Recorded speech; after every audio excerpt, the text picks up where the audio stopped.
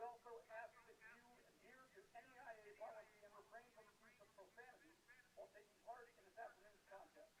A reminder that tobacco use is prohibited on the Huntington University campus. Please enjoy this afternoon's contest. Now the starting lineups. First for Taylor University, starting in goal, number 1, Ben Siegel. Number 6, James McBride. Number 7, Luke Hawarda. Number 8, Sawyer Waterson. Number 10, John Alsate. Number 13, Clayton Vanderpool. Number 15, Quinn Partain. Number 16, Levi Yoder. Number 17, Jackson Jr. Number 19, Owen Citron. And number 23, Colin Merritt. The Trojans are coached by Gary Ross. And now, your Huntington University Foresters. Starting in goal, number 1, Dave Greenfield. Number 4, Austin Beatty. Number 8, Noah Banford. Number 11, Usman Hill Ivan. Number 12, Eric Oka. Number 15, Jonas Muselman. Number 16, Cooper Bashi. Number 20, Pablo Garcia. Number 23, James Lighton. Number 24, Zach Collins. And number 25, Keegan Lee. The Foresters are coached by Russ Cross. The officials for this afternoon's match are Kevin Warren, Alan Evers, and Frank Ghana. Ladies and gentlemen, we ask you to stand if you are able, bow your heads, remove your hats, and remain silent as Mike Shockey leads us in prayer before this afternoon's contest. Please remain standing after the prayer and honor America as we play our national anthem. Dear Heavenly Father, thank you for this beautiful day to play. We are humbled by your grace and presence in our lives. We ask for you to bless each team, coaches, and officials today. We pray that this game will be played fairly and receive sportsmanship. Lord, we ask you to fill us with compassion, love, and forgiveness, blessing others as you have blessed us today. In God's name we pray. Amen.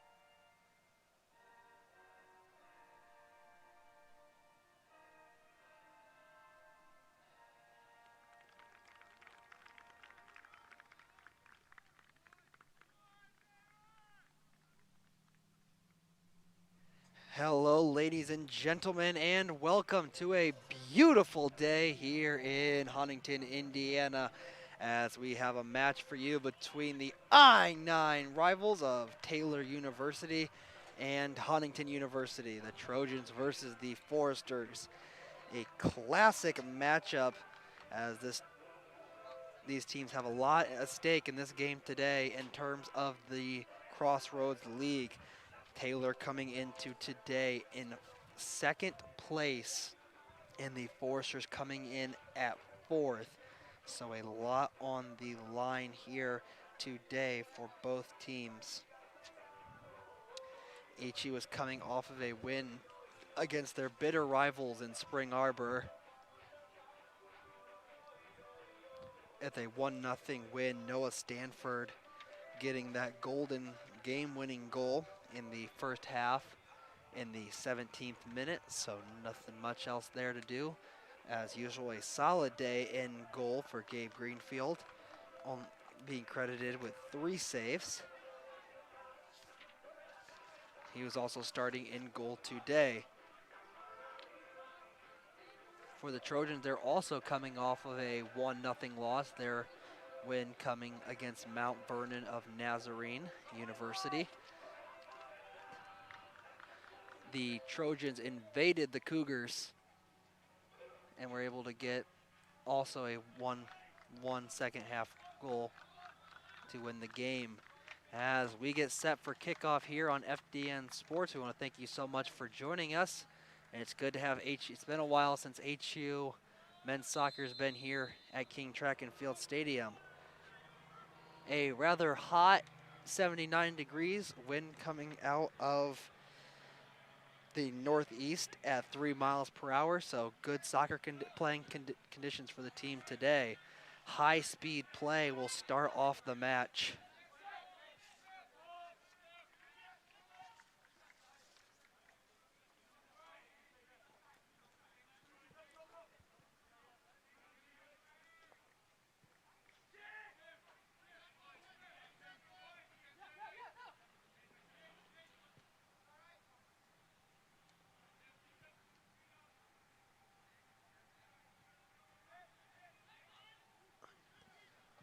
Trojans playing the ball back with their defense. That ball's going to be kicked away there by Keegan Lee. Foresters keep it alive. This one's punted. Got to watch the offsides. Pablo Garcia is going to charge the box.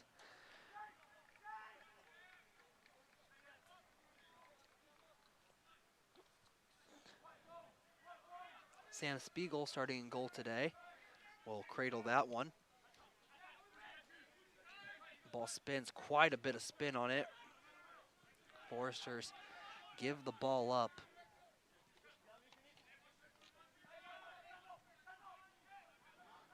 An attempted cross into the box gets intercepted by the forward. Stanford dishes this one off. Splitting the defense. Charging towards the box, looking to get a last-second grasp, but can't get it.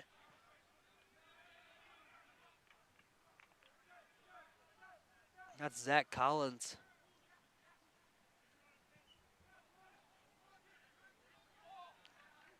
That ball headed away, and that will stay in. We'll actually roll that out of bounds. Late call.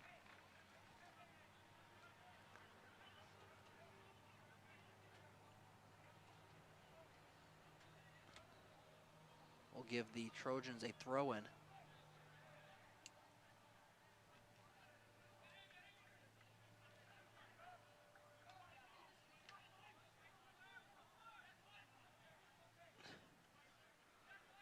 Man must have a cannon. They're going towards the box. He chucks it.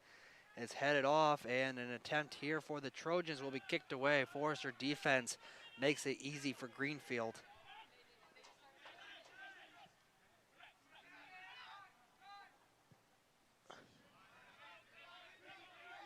Another attempted pass there.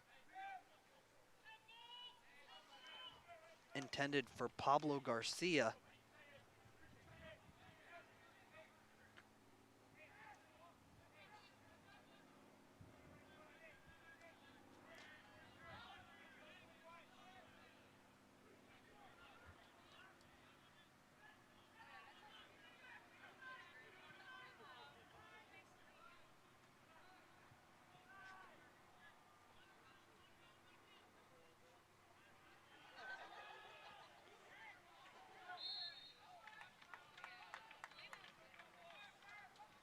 Foul called as the Foresters got the call they were looking for. They will get a free kick just outside the box. Looked to be a little bit too much jersey grab in there. They look to charge the box. An early test here for Spiegel.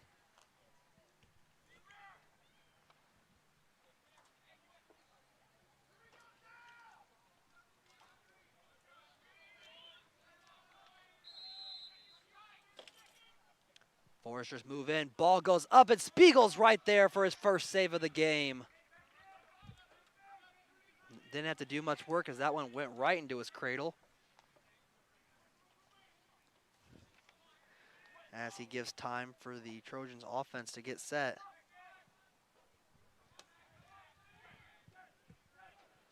The I-9 rivalry remains hot today as two Forester teams are heading down to Upland here in the next few minutes. The ladies volleyball team and the ladies soccer team both going to Upland to play. Male. So lots and lots of I-9 rivalry action here today. Forester captain Eric Oakcock playing some great defense there as Garcia is going to try to intercept this ball away from the strikers. Trojans move the ball to the right flank. Interesting strategy from the Trojans so far here early as they are really moving the ball up in rare cases, but playing the defense as much as they can, really making Pablo Garcia work on the other side.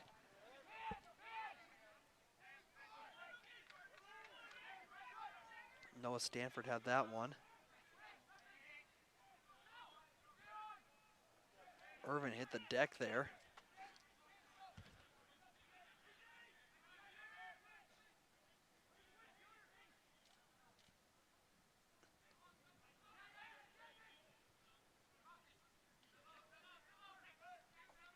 Trojans moving towards the box, picked away by the Foresters.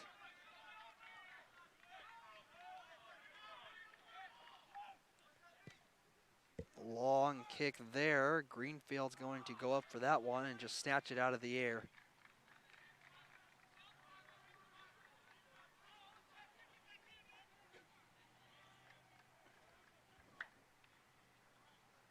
Now Foresters are going to play some catch.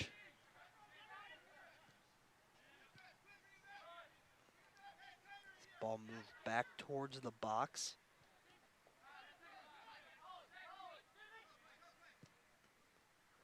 This is a long kick here. Spiegel's just going to go snatch that one. A pass intended for Austin Beatty, the freshman defender out of Ohio.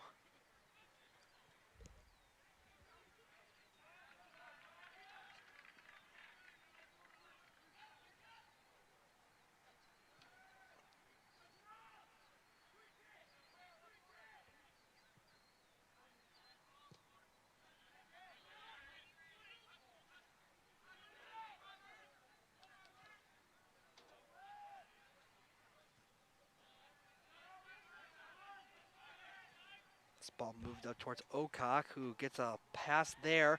Foresters charging. They have some speed. They have some numbers towards the inline. Pass intended for Oakcock will be intercepted.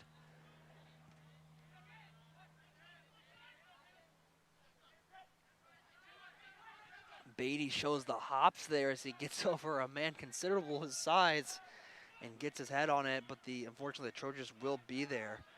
Starren kicks this one towards the center, towards the right flank. The Trojans move into the box, and that one gets kicked away, and it will be a corner kick. Test here as we enter the 8th minute for Greenfield and the Trojans' first corner of the day.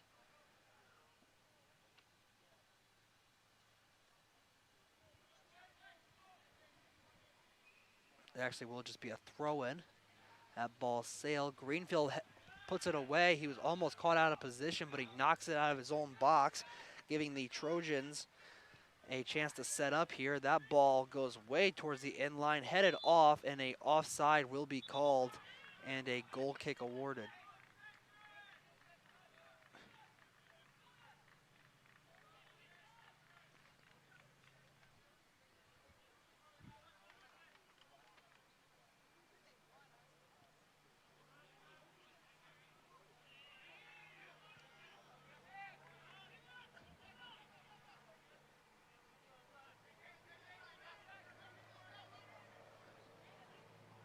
Greenfield playing out of the goal. Foresters have to be real careful.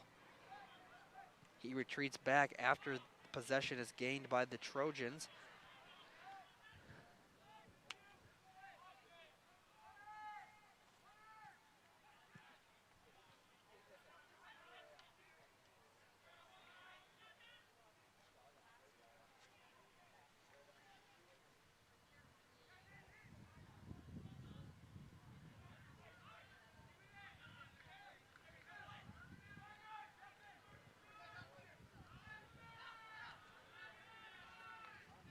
Intercepted there by the Foresters. And Greenfield's going to take this kick back as he clears it. Intercepted. This ball moves towards the box, and what a heads-up play there by James Lighton to get his head on that. That one was going straight towards Greenfield, who was playing out of position. Open look here for the Trojans. They're not going to go too much for it, and Gabe Greenfield doesn't have to do too much work as he scoops that one up.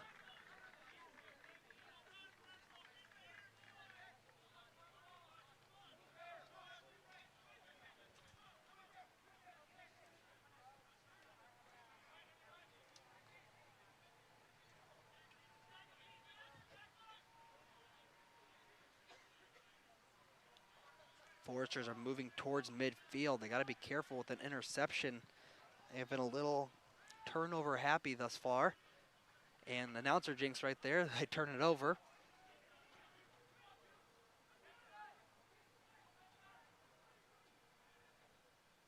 Foresters playing the ball near the end line. That ball's almost clear. Greenfield's going to come and scoop that one out of the air. Has quite a bit of power, let that one sail. Greenfield neglects the punt there.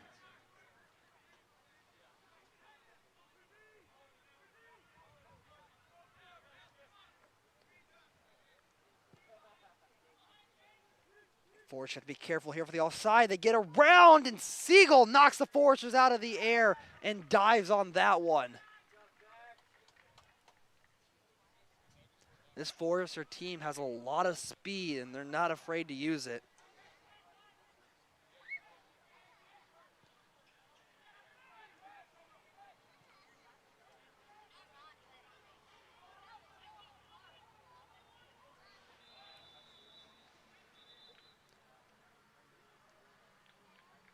Official's going to call a foul. It will be a free kick for the Foresters, and Greenfield will take it.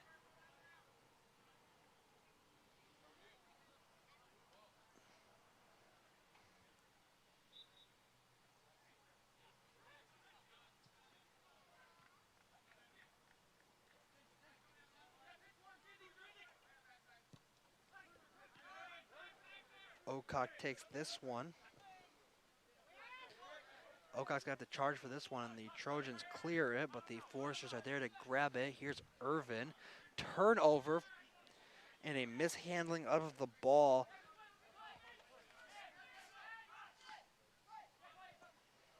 Holwarda was there, but he mishandled the ball, so therefore he did not get a hand on it.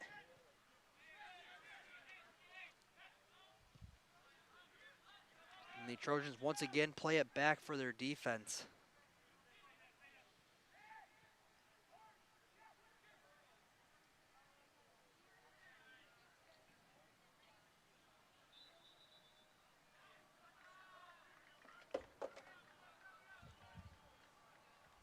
Forester gets the throw in. They're going to throw that one back to Greenfield so he can reset the offense. He dumps the pass off for Lighton. They get the dish back to Greenfield.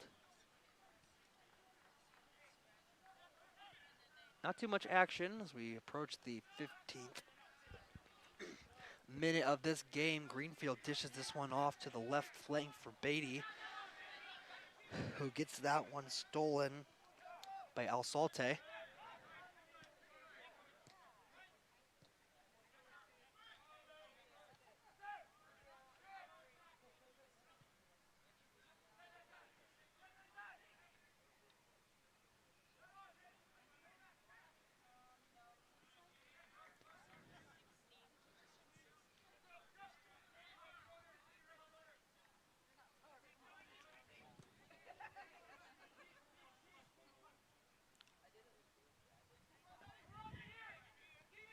That ball taken away from Alsalte. Greenfield out of the net, and another mishandling by the Trojans gifts them with an opportunity. This one's going to be soared in towards the middle of the box and headed away by the Foresters. Greenfield's got to be careful. He's getting real comfortable playing out of that net. It might end up costing him if he's not careful.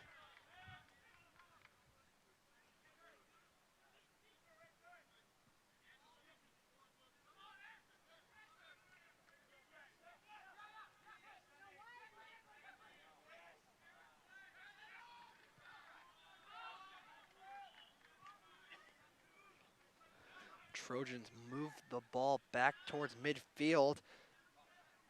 They're outrunning the Foresters. This one kicked in. Opportunity here. As that one sent to another zip code. And will give the Trojans a throw-in.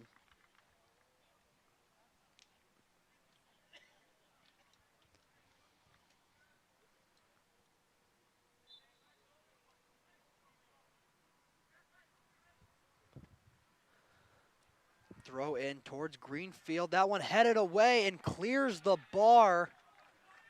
It never ended up going out of bounds, so the Force have an opportunity here. That man is taken out. Noah Stanford got laid out and a foul called. The official does not have a yellow out or anything. They will instruct that to be a clean play.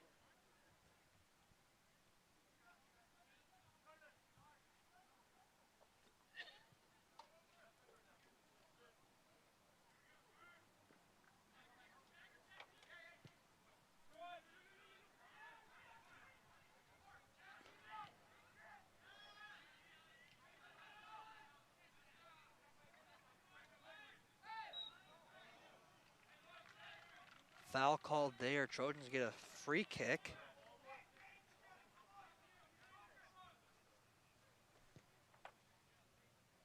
Cole hit the deck, got tied up.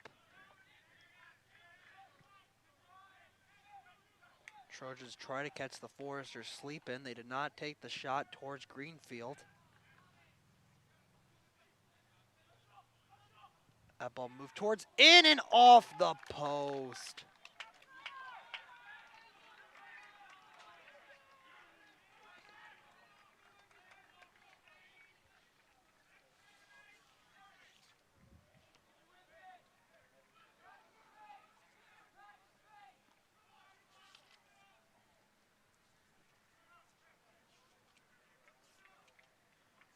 Greenfield waiting for the free kick here.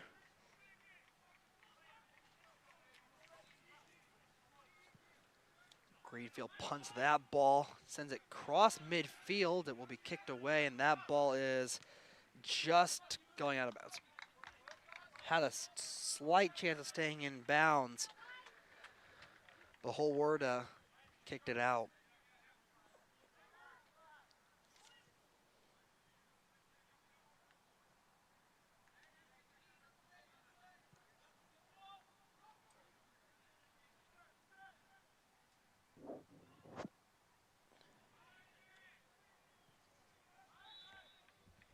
Offside called on the Foresters.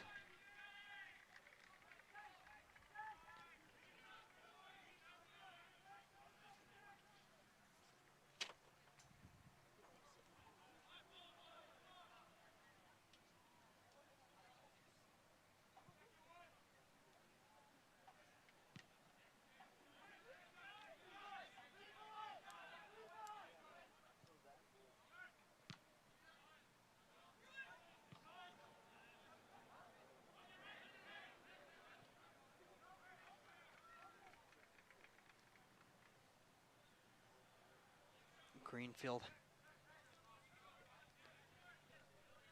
sends it out to the Foresters' back line.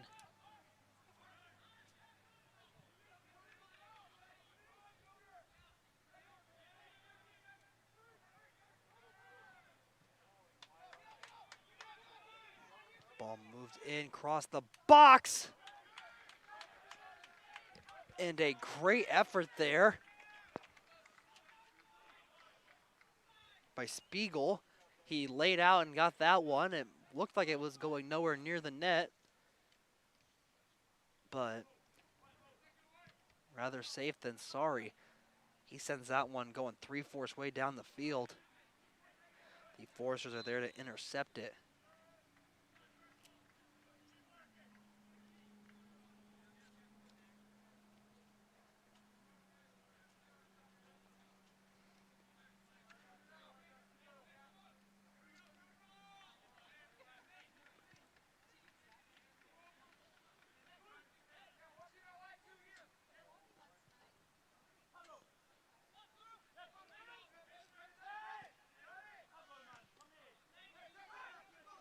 Garcia's pass is intercepted, but he tries to go back for that one and kicks it out of bounds.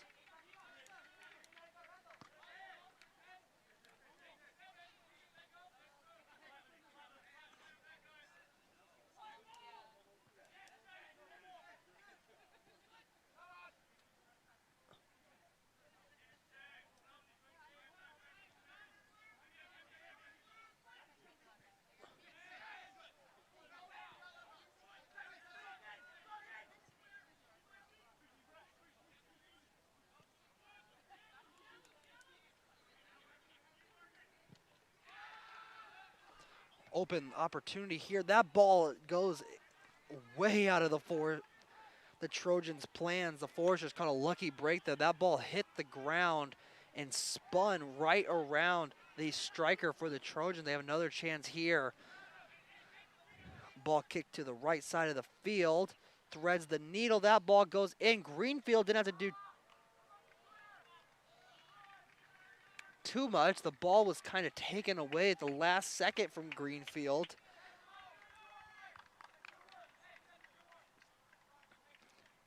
Just a slight error on the execution really cost the Trojans there.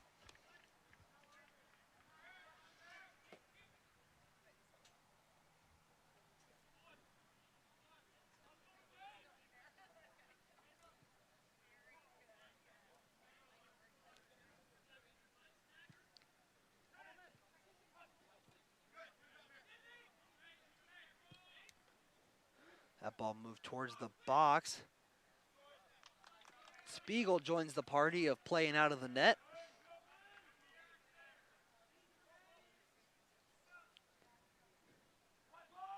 Apparently the net is not the place to be today. Seems to be working so far as we're knotted up 0-0 with 23 minutes remaining in the half.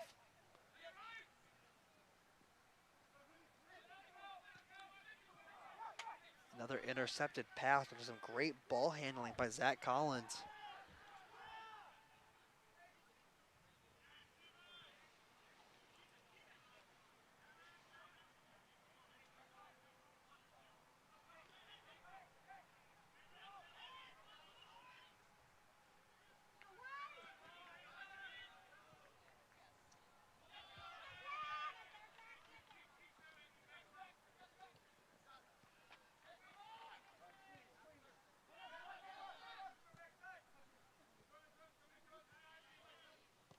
That ball was out of bounds, just barely.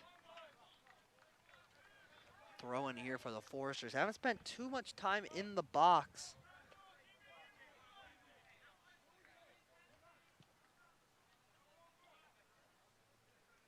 It's Greenfield way out of position.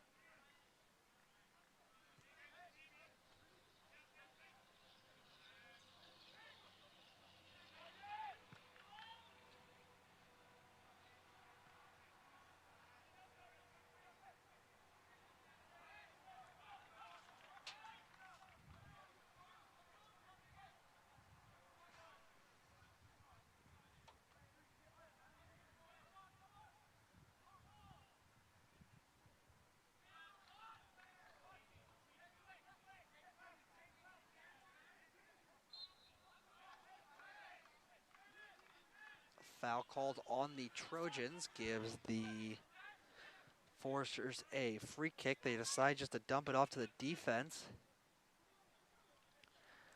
Surprised Coach Lawson's going with that strategy of just kicking it off, especially when you have a leg like James Lighton has. If you remember correctly, last year against Bethel, Lighton launched one from just inside the midfield circle and launched it almost directly in the box. He was only credited with the assist because Forrester ended up getting their head on it, but he can launch that ball way down the field. Maybe they're going to keep that in their back pocket in case this game gets closer to a stalemate.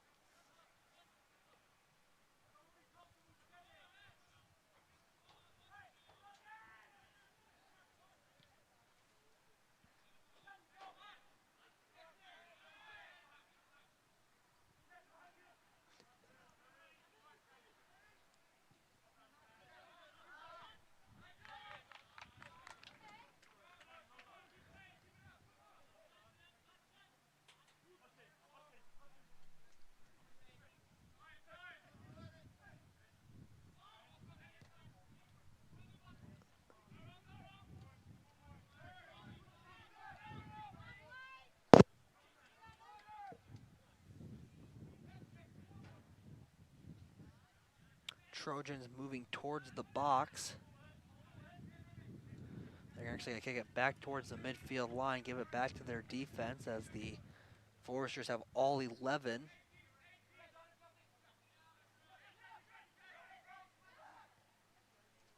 The ball kicked in and offsides. Second offsides for the Trojans today.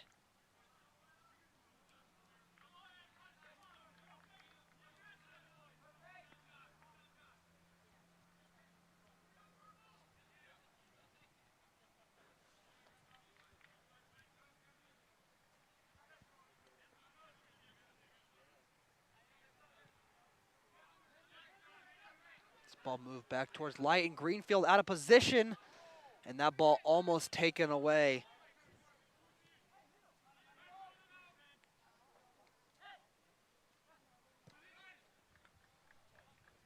And that ball is out of bounds.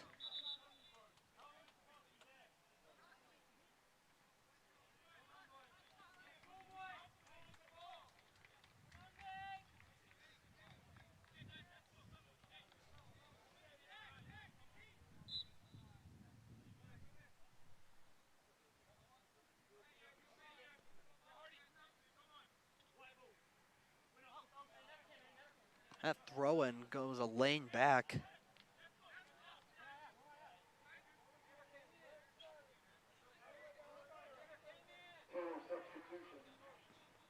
Number 2, Brian Machika. Ryan Mapita comes into this game. Number 4, Owen Hardy. And Owen Hardy comes into this game as well. Coach Lawson warming up some speed on the inline. Garcia tries to get free. He finds some room. He's going to try to pass this one back.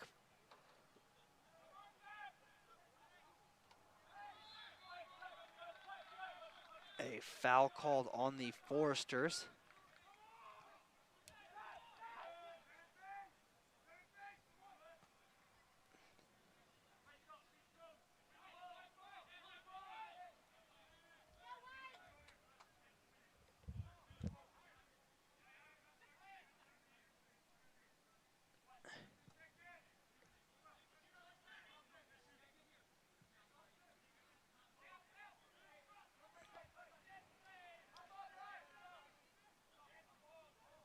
That ball just sails out of bounds. It was about a foot away from being a corner, but a throw in will be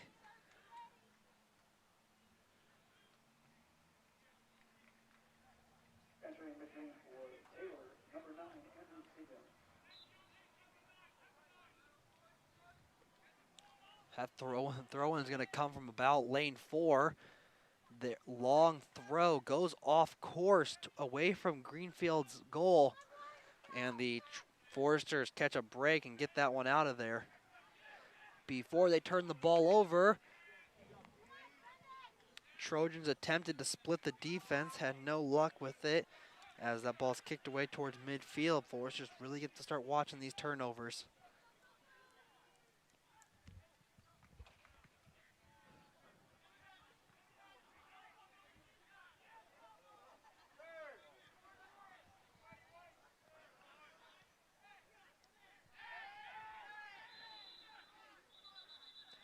Stoppage of play as we get a tangle up. We'll expecting a card here.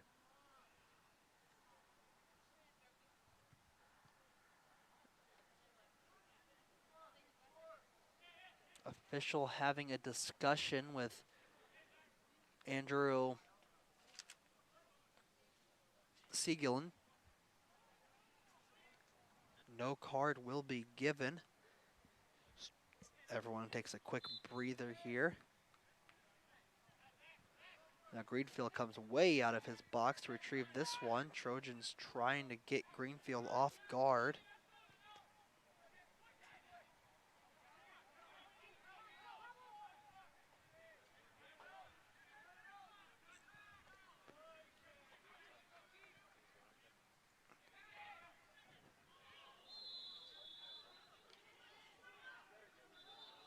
Stoppage of play. Yellow card given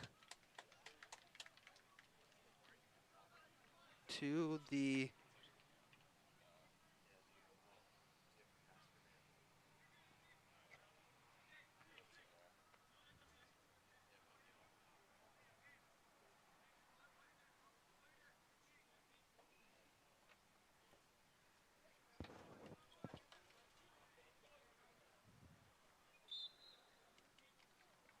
stoppage of play. Clock continues to run as we reach the 30th minute. Yellow card was given out.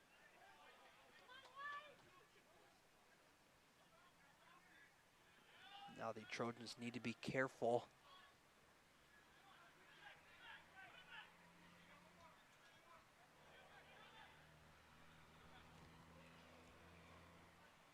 As they run the risk of having to play with 10 men.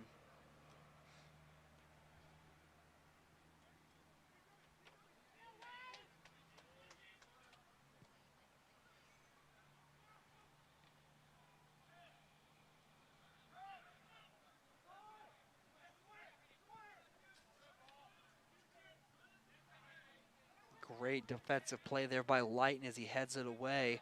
Trojans will still get the ball.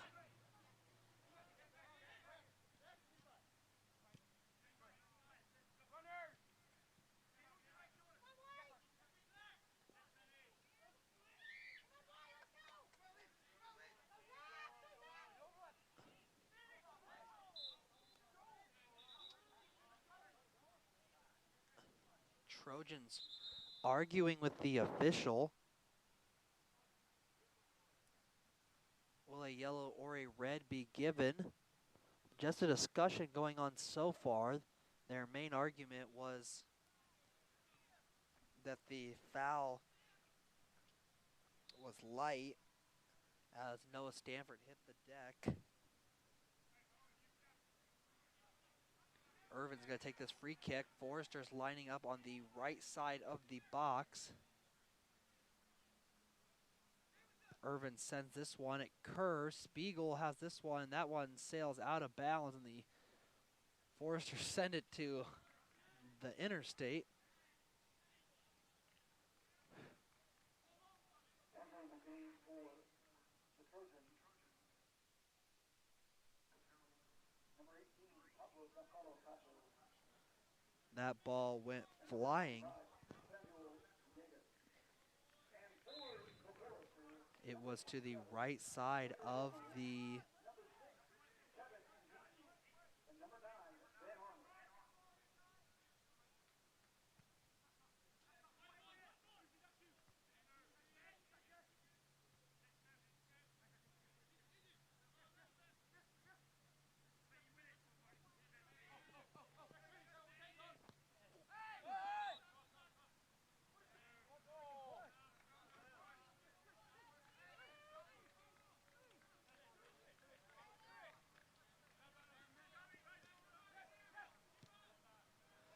This ball kicked back to Light, and Trojans were looking for a call after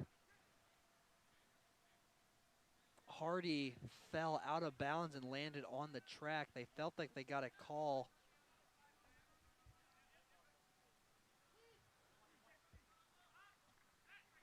against Ocox. They thought they were deserving of one.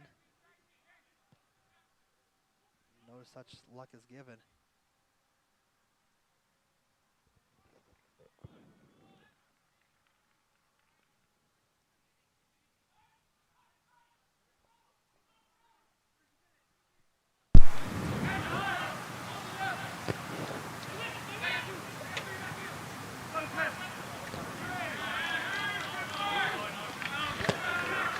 Last year during this rivalry game, the Foresters did not score until about 20 minutes into the second half. The Trojans had a 1-0 lead, and the Foresters got back-to-back goals in about a 2-minute span as a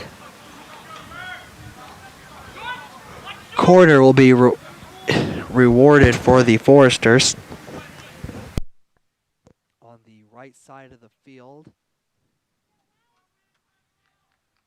So the Foresters are looking for their first goal of the match. This one's sent in. It's going to be headed up. Lots of commotion in the box. Foresters find it open. Layden. Oh, what a missed shot. An excellent effort there by the Trojans defense. Foresters have an opportunity here. I thought the entire stadium thought that one was in. Ball sailed towards the in line. That ball crosses the box, headed away, and a foul called will give the... No foul was actually called. They're just going to call it a goal kick. Trojans were looking for a call there.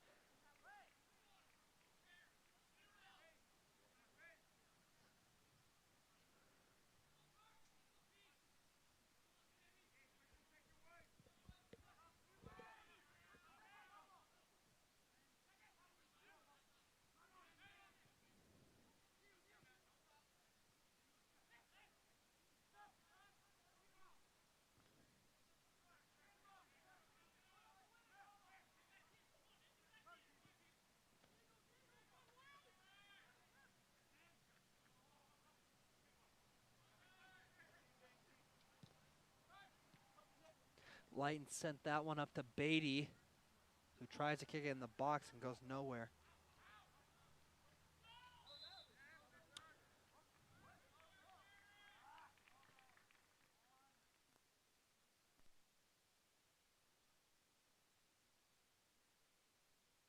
Trojans get a foul call they weren't quite expecting. That sends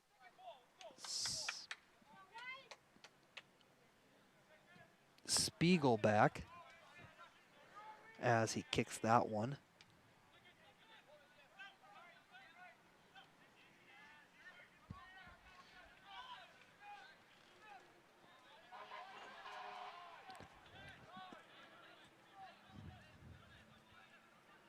Fire truck giving a salute to the match today.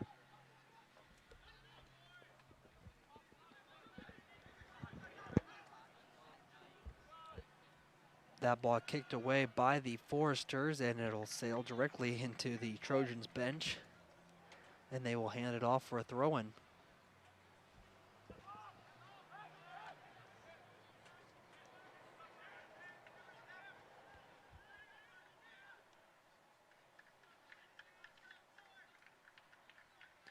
That ball kicked out of bounds. Ball boy gets lucky because it just stayed on the fence.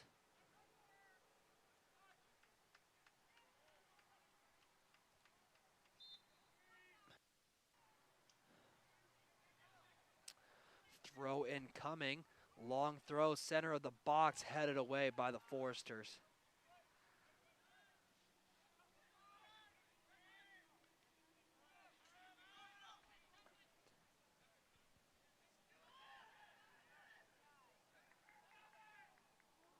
A collision there, no call.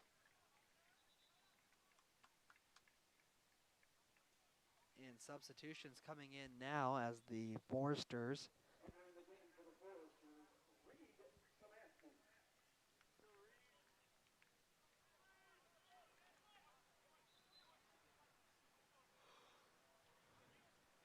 Foresters elect for a short throw in. They're going to send it back to the defense. The middle of midfield. This ball punted away to Austin Beatty. Sends it into the box. Irvin lets that one slip from under him. Foresters thought they had a goal there, and it just came up short.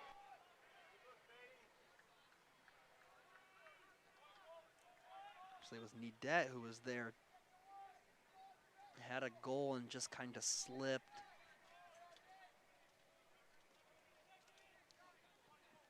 So far in this first half, a lot of missed opportunities for both teams. Trojans had some good opportunities on some corner kicks that would just continuously sail wide.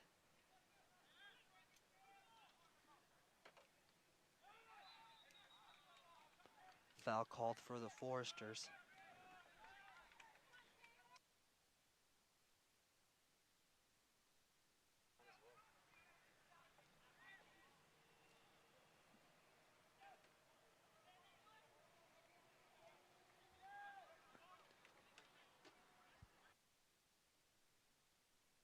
Okay. And now coming to the booth, a very special guest. We have FDN Sports producer and director Dylan Herring is going to join us here for a little bit. Also just want to give a big thank you to Dylan because he showed up a little bit early while some of us were in class and set all this up. So Dylan, thanks for that.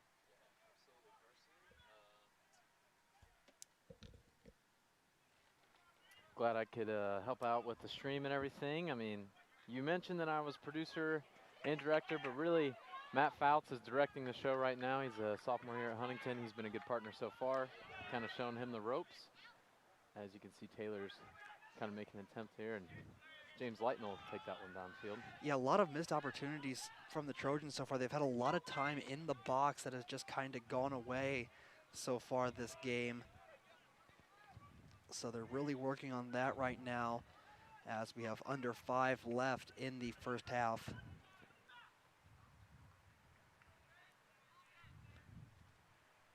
Now, Dylan, if you were Coach Lawson here, are you trying to charge the box or focus on defense at this point?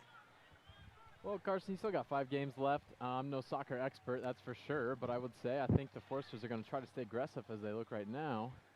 Maybe try to take some quality shots here towards the end. That ball just stays in bounds. And that ball sails out. We're going to wait for a call from the official, and he will grant the corner kick. And here comes that aggressiveness that you're talking about, Dylan. Coach Lawson has to draw something up here for his guys as they're going to try to even this game out, or take the lead, actually. Split the evening. Yeah, this could be a big ball right here. A good opportunity for the Foresters to score. Sails towards the center of the box, headed away by the Trojans. And they get another possession as another missed opportunity in the box goes against the Foresters. No call. The Foresters hit the deck. Dylan, I was talking a little bit in the pregame show about the I-9 rivalry. We have 3 I-9 games today. This men's soccer game at 7 at Taylor. There's a simultaneous Huntington versus HU women's soccer, and Huntington versus HU women's versus Taylor volleyball. So the I-9 rivalry really means a lot, and it always gets physical out here, especially on the pitch. Yeah, absolutely. I mean, you never fail to see a good game between these teams in the Crossroads League, but specifically Taylor and Huntington, it's always a fun match to watch. They play gritty, they play tough, and they don't hold anything back. Easy save there. Right, went straight towards the pipe. Spiegel was there for that one. Spiegel's played an excellent goal so far this afternoon. Well, as you can see, we're almost through the first half here. Carson scores 0-0. You can hope that it's been a good defensive game and not a poor offensive game. Looks like there's good work both ends for the Foresters and Trojans. Yeah, I think the biggest thing right now is they might want to focus on an attempt to strike the box a little bit cleaner. There's not a lot of good looks so far, and I think that can be a testament to what the defense has done so far. You know, when you look at it, there's been a lot of like open looks, but not a lot of people have really gotten a one-on-one opportunity, or even, I mean, the best look so far was that dropped kick by the Foresters. Yeah, Carson, I think you make a good point there. I could see both teams trying to stay aggressive the next half too, and maybe we'll see someone score, or we might go into some extra time. Yeah, another thing I mentioned in the pregame show is that the fact that the Foresters are really battling right now. It's been an interesting semester so far for this team. They haven't been at home quite a lot. They've been on the road. This is their first home game of the Crossroads League season so far, and they're sitting at 4th place right now, and they fell short of their ultimate goal to go to the national tournament and win the Crossroads League last year. So sitting at that 4th seed, not exactly where they want to be right now. Right.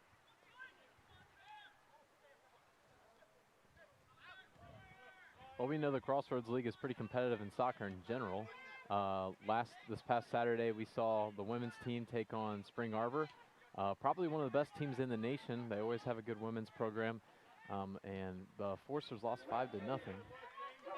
There's 1 minute left in the first half, but the Foresters have always been on the top of the Crossroads League, winning the league a few years in a row, and it's always competitive. Yeah, right there, Spiegel scooped that one up at the very last second. Like I said, really a testament. There seems to be a Trojan down on the ground. Clock continues to run. Not sure if the Trojans just want to, and there's the stoppage of play. It looks we might get a substitution. Surprised the official at that run. That was about a 15 seconds right there. Yeah, I mean, it's also the end of the half, and the score's tied at 0, so I think the way that they see it is that this half's over, you know, not really that big of a deal. Not a lot's going to happen in 30 seconds, maybe. Yeah, we'll see. Don't jinx it, Dylan. Hey, you never know. You know, no commentators curse here, but Yeah. commentators jinx, but it's always a possibility. Looks like we're getting ready to start play as the Trojan walks off with the athletic training staff. We're going to get a substitution here. This is the last gasp, really, for either team. Spiegel has a leg. We've seen him launch it almost entirely down the field, so this is his last opportunity to potentially send it down and give them an open look, but the Foresters are really stacking the field towards the box. There's 9 Foresters on the right side of the field and 3 on the left side. Well, you know, Carson, it's possible that Trojans are just going to try to get the ball on the other side of the field just to get a chance at scoring with these last 30 seconds here in the half, and make me eat my words possibly, and get those goose eggs off the board, as we kind of refer to zeros sometimes. So Trojans going to probably stay aggressive. We got someone new in the game here, and they're going to get underway.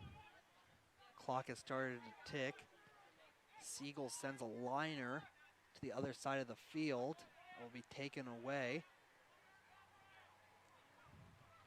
The Trojans try to get a last gasp here in the half. They move towards the box. They're going to kick it back. 10 seconds left as that ball's kicked away. Lighton clears the ball. Foresters are going to look for a miracle shot here, and they're going to get it off right there. But that one sails far to the right, and 0-0 will accompany the first half, and we'll be back in the second half for more action, and we'll be back shortly for some stats. Carson Watkins, Dylan Herring, HU Men's Soccer, FDN Sports.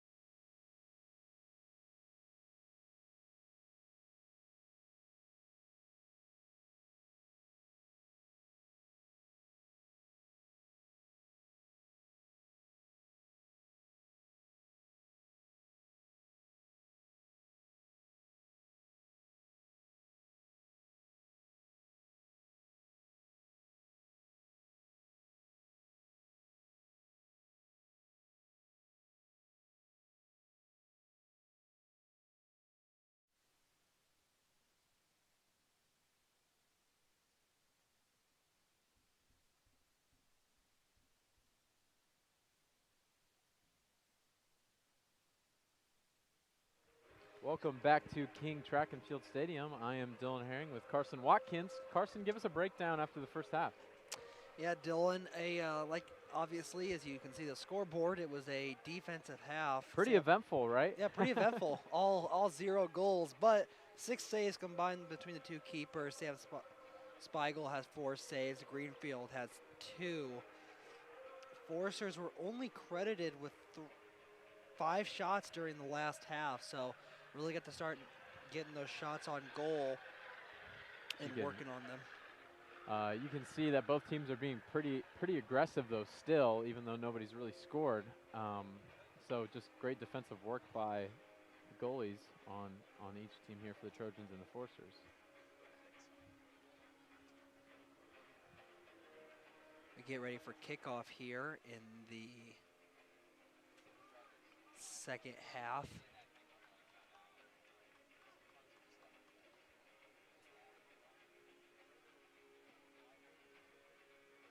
Both teams looking for that golden goal as we are off. Second half action. I want to say a big thanks to our crew. Give some recognition out here. We got Matt Fouts directing.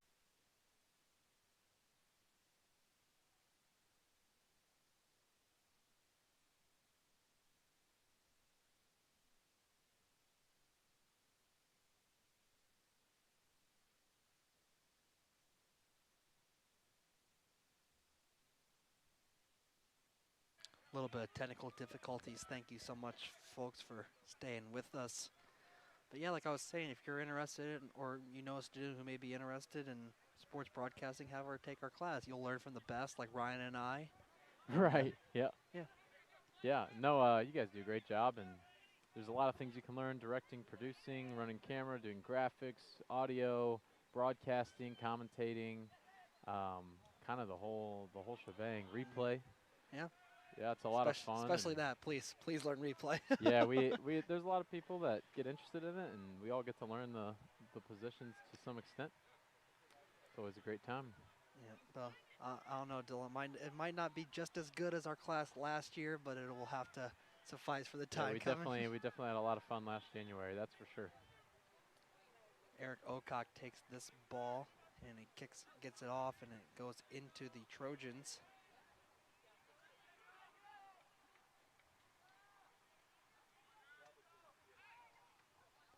Good defensive stand there by the Trojans. They keep that one alive. Foresters intercepted it, but then it got sent out of bounds. Carson, who do you think's going to score the first goal? Based on what you're seeing. Yeah, I don't know. I think the Trojans have had some good looks they haven't capitalized on. The Foresters are taking shots. They're just not landing. I think right now I would actually give the advantage to the Trojans at this point. I think they've had a lot of opportunities thus far that they haven't capitalized on. So yeah, I would say law of probability means eventually they'll probably get one. But yeah, Trojans are definitely being aggressive and having some good shot making. But when you have guys like Gabe Greenfield over there that are basically a brick wall in front of the goal, it's kind of hard to score. So it's kind of a toss-up for me, really. Yeah, Greenfield, a first team all Crossroads League player, multiple years in a row. Decided to take his extra year of eligibility granted by the pandemic. Decided to stay here at HU for one more year.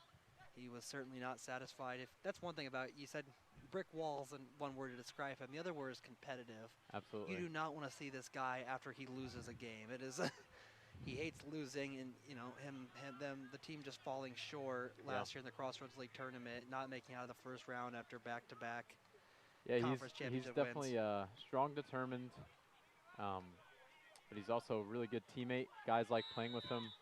He's a team leader, and he's someone who's going to keep his guys motivated to keep playing and push through in big tournaments, and whether it's in the Crossroads League or if they head to the national tournament. He's what we consider to be a super senior. Yeah. With COVID and eligibility and things of the sort, he's getting another chance to play. I believe this past summer he played for Fort Wayne FC. He did. So that's a pretty cool opportunity. Fort Wayne's new club team there. And speak of the devil, he's going to pluck that one out off the air. Great kick there by the Trojans, though. That kick came from Jackson Hoosier. Say that was he made that look effortless. Yeah, He just stood still. like you said, plucked. He plucked it from the sky. There's no doubt. I say sky, more like air, but Yeah. sky's pretty high. Yeah. That's one thing the Trojans have been doing all game is they're really relying on their defense to move the ball forward. Instead of going straight for the strike, they pass it to the defense and let the offense get set. It's been a mixed bag so far, as sometimes it just gets intercepted and the Foresters get a pretty good look. But other times they're really able to set up the offense and move the ball downfield quickly, but then you have to watch out for the offsides. Yeah, Eric Ocock trying to be a little aggressive there. Got a little too quick with his feet. Ball got out of bounds, but he is a captain on the team. He is a guy, he's kind of competing for the ball here, who is always trying to stay aggressive and push forward, score goals. So it's always fun to watch him play. A much-earned captainship for him. Really, he had to spend a little bit of time on the bench his first couple of years as he developed, but when he got in, he showed how good of a player he is, and that's why he's been rewarded with that yellow armband. Absolutely. Carson, what do you think of the interesting fluorescent colors that goalies will wear? Well, it's actually Greenfield's wearing orange, but Siegel's wearing all black, so I like it. I really do. I think it's nice and colorful. Well, I don't know if you know, actually, Greenfield's jersey, his uniform this year has actually been purple. Yeah. But Not since today. they're playing the Trojans and they wear purple, I think it was a good choice for him to stay away from there. Yeah. I believe almost every HU team was rewarded with new jerseys this past offseason as that ball just sails right. As the Foresters get their first shot on goal of the half. But yeah, a lot of almost every team got new jerseys this past year and a partnership with Adidas Athletic Clothing. I think every team actually got a different partnership because I believe that soccer is Adidas, but volleyball is Nike. As part of the bowling team, we have a different company that we get our uniforms through that kind of almost sponsors us. So each team has their own company that they kind of work with, but I think it's just I think they get to choose. It's kind of a preference there, but I'm not entirely sure, so don't take my word for it entirely. But I know I do know you are right about. I know the men's basketball team and the men's soccer team are both Adidas, so I know that much. Yeah, I really like the new men's basketball uniforms. Oh, I do too. Did you see them with the media at their picture taking today? Yeah. They got their headshots, so they were showing them off as Ocock is in the box here. That ball kicked away, and it'll sail out of bounds. Ocock moving quickly, trying to get the... Speaking of updates at HU, foul called, as you see, if you can see just right out of the corner of your screen, the baseball team is walking across the track. Forest Glen Park getting turf, Dylan. Yeah, the goal is to be able to host some tournaments, specifically playoff games, because once you get in to kind of that April-ish time of the year, rain is always an issue. April showers bring May flowers, as they say. Yep. And they're trying to reconstruct the field in a way that drains better and drains water a lot better so that they can play more games, which always love more HU baseball. Oh, absolutely.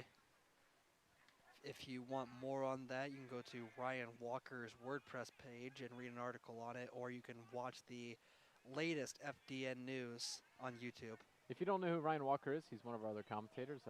Primarily, he does a lot of basketball and baseball. A lot of fun to work with. Sometimes he'll do a little replay here and there. Love having him around. Yep. He's also a writer, so he's really just comes at you from all angles. Yeah, he's a journalist as well. He's written some good stories. Actually, fun fact, Carson, I don't know if you remember this. My freshman year, Ryan wrote a story about me and my brother as... Foul called as an injured Trojan on the field. Looks like there's... I believe...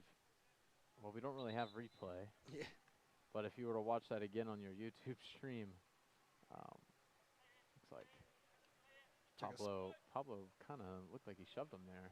Just a little bit. Yeah. Pablo will avoid the yellow card officially. I thought he was going to get it there for a minute. I saw it looked like he was holding the card, but I wasn't sure. But he also looked like he was frustrated that maybe that defender was being a little rough on him. That ball headed way over. And that's kind of what I'm talking about right there, Dylan. You saw right there that the Trojans, you know, they had a look right there. I Yeah, mean, good if he ball kept in that there. one down, it probably, like you said, Greenfield's a brick wall, so take it with a grain of salt, but a much better look right there if that ball would have stayed down. Yeah. And that's just kind of Well, something that's defined the Trojans game today. It's just a lot of miscues. if you could look at that again, one thing that I noticed though, like you talk about Greenfield, is the way that he adapted to that shot. Because that ball was in, he got real close, knew the header was coming, took a step back, and got real big. Got his arms up and ready, trying to get as much coverage as he could. And my guess is that if the ball would have been a real shot on goal, that he would have blocked it. But Forster's making a push here. Foshi has this one, kicks it towards the middle of the box, is intercepted. The Foresters take the interception and get an interception themselves. One thing I like to notice, Carson, is that some of these veterans are really scrappy. I don't mean that in a bad way of like a Dirty type player. or of like a non-fundamental player, but guys like Eric Ocock and Noah Stanford, you got to force their possession. Speaking of Eric Ocock, are really scrappy, they'll get in your face kind of players that are always giving 110%. Awkward call there on the left side of the field. Greenfield's going to take this one. The officials gave the throw into the Foresters. The Trojans thought it was their ball. But yeah, I certainly agree with you. And Dylan, you got cut off there just a few minutes ago. That story about you and your brother that Ryan wrote. Oh yeah, there was an article that Ryan wrote freshman year about what it's like to have two siblings essentially on a team together. My brother and I, past 3 years, have had the opportunity to bowl together. Jordan Herring, and Jordan's worked on some of our broadcasts, did some sideline reports last year. He said he needed some money. I said, well, then you need to come go work a broadcast with me. And he loves sports, and he watches them all the time. He's got about 3 screens in his room. He'll watch about 3 different games. Yeah, been there. Highly involved. But yeah, Ryan was just kind of exploring what it's like to have a sibling on a team, especially in college. What's that dynamic like? What's it like? Does it help with being competitive and pushing each other? Do you hate each other? Do you love each other? All those kind of situations. And we have situations like that here at Huntington, like the Sabo twins that we know on the women's basketball team. And they seem to really love each other, and I'm sure at times they don't feel that way, but because I completely understand. But it's always honestly fun playing with a sibling, whether, you know, it doesn't always seem like it, but it's good work there by Greenfield. Yeah, but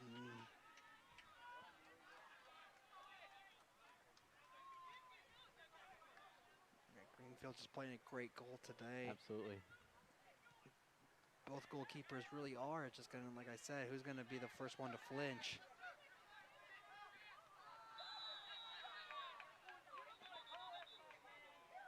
Stoppage of play. I'm going to imagine a red or a yellow coming here. Yeah, and a lot of fans aren't happy. As Stanford and Yoder got into it there, one fan just yelled, "Let them play." And there's the yellow for Stanford. I think Stanford take it with a grain of salt, as him and the official both have smiles on their faces. Well, Stanford tried to help him up, and I don't know, it looked like he wasn't necessarily receiving it, but like we said, there's a big competitive edge here in the Crossroads League, but especially these two teams, rivalry here. Yeah. Not because they don't like each other, it's kind of a tradition, but like I said, two competitive teams are willing to kind of almost go cutthroat. Yeah. I mean, you pull out of campus and take 2 lefts, and you sit on I-9 for 45 minutes, and you're at Taylor. Right. So that proximity is Our southern neighbor. quite a bit. That ball sailed out of bounds. The Trojans will get a throw in here.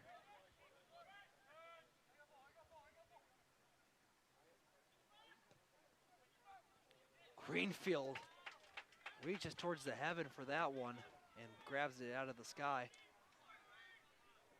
That's good work there again by Greenfield. He's on top of it today. He's on his game. Yep. Like I said, he wants to go back to that national tournament. Another foul call there will give the Foresters A free kick. And I think one thing, you know, maybe a post-game interview might be in the works sometime here soon with Gabe Greenfield because I have some questions to ask him. But one thing is, if you remember, the 2019 Forester season ended on a PK in the national tournament, a incredibly controversial call that's still kind of discussed about from time to time around here, and Greenfield gave that up. And to have your potential last national tournament game to be ended on a PK that slid by you. Certainly, Right. once again, his competitive nature, something that he wasn't going to let define his legacy. Absolutely. This is a big opportunity here for the Forsters. This is a, Kind of could potentially end the drought of scoring in this game. yep, it's a real close shot, too. Foresters have numbers on the right side.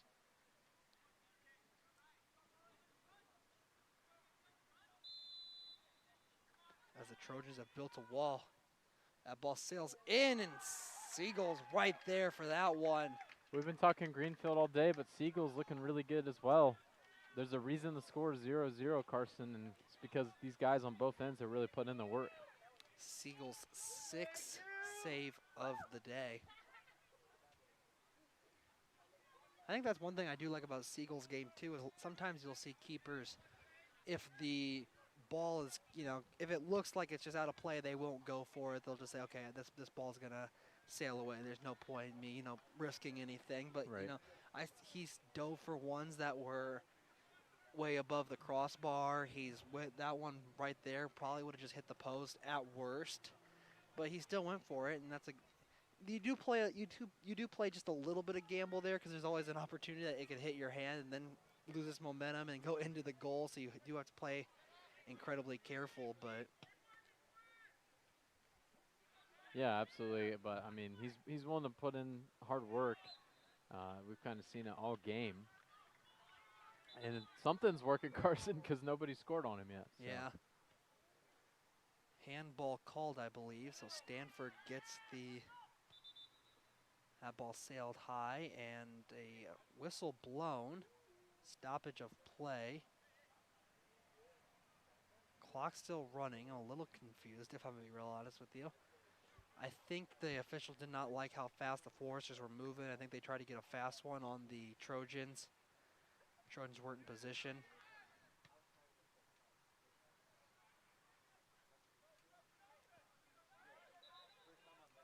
And substitutions now for both teams. They try to get some fresh legs out there. Taylor substitution, number 21, Matt Burrow, entering the game for the Foresters. May. 24, Zach.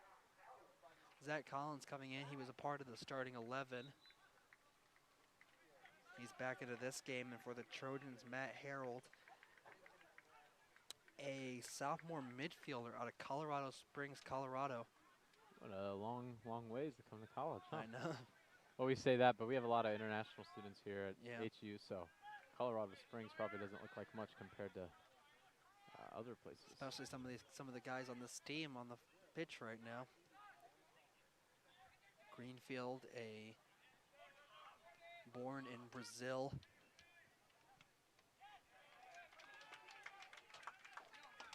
Let's see here on the roster we got Brazil, Kenya, Canada, Spain, Spain again, England, the Netherlands, Brazil twice. Are these both teams or just That's the Foresters. Foresters? Yep. And then for the Trojans, Bolivia and Chile is represented. Wow.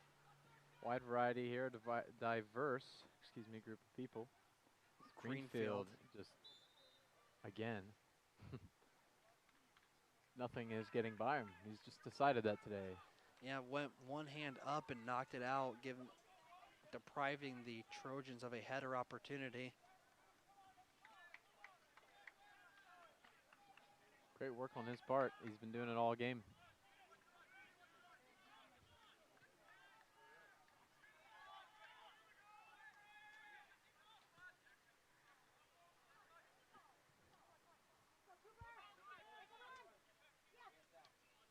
That ball kicked around the defense, and that one will sail out of bounds. It's a heads-up play there made by the Trojans.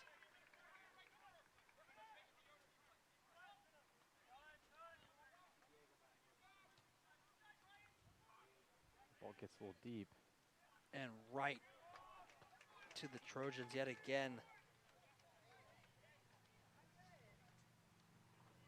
Spiegel. Both keepers just really right position, right time every time. So far, things could change. It's always that one little mistake that sometimes can score a goal. Just don't want to be the one to flinch. Could happen to any one of them. You know, like I said, as we both kind of alluded to, is just the competitive of this Crossroads League men's soccer and just really soccer in general. I mean, you have a razor thin margin, especially, I mean, the season, you only got about a month left at this point. I know it's Right. gone by fast. Fall sports go by really quick around here. Yeah, they really do. So you got about a month left to make your case. You want to have home field advantage. You know, you don't want to be going to Mount Vernon and having to do a 3-hour drive in the middle of your November classes to go play a game. And so that home field advantage would just be huge for both teams. Right. And it's just nice to be somewhere that you're comfortable, somewhere that you practice. It's just something about the mental aspect of the game. Ben Arnold comes into this game. And I think another thing you kind of mentioned about the being comfortable on the field you play in. There's a lot of different fields in the Crossroads League. Some of them natural grass like we have here at King. Yeah, some of them turf. some turf, and Yep. some of them are football fields. Right. It's like, and I I talked. believe that's Taylor as well, right? Their Taylor, football yeah, team Taylor is their does. soccer field. Yep. Yeah, Taylor and St. Francis are the notable examples. But you know, I talked to a former soccer player, and I said, you know, what's it like? Is it different? And he goes, you know, sometimes the lines get confusing. You know, there's a lot of lines on a Right. football field. There's only 6-7 lines connected on this pitch. You know, that's something you have to battle with, and it's a lot different. And you also, they're usually bigger stadiums. There's kind of that a little bit of an intimidation factor. Just something you just have to consider when you get to postseason play. And it's cold. Don't forget that. It's very cold outside. Yeah, there's definitely some colder days. It's not fun, and they'll still be out here in shorts. Yeah. And not really see any leggings or anything like that. Tough guys. Yeah. They part of their New Jersey set were long sleeve jerseys though, so. Oh, that's great. This ball moved in, and that one goes way left.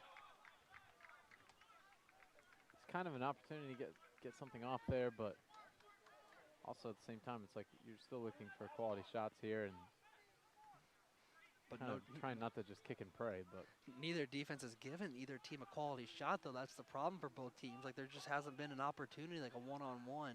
strong defense on both ends. Really, Carson, this game might come down to a free kick.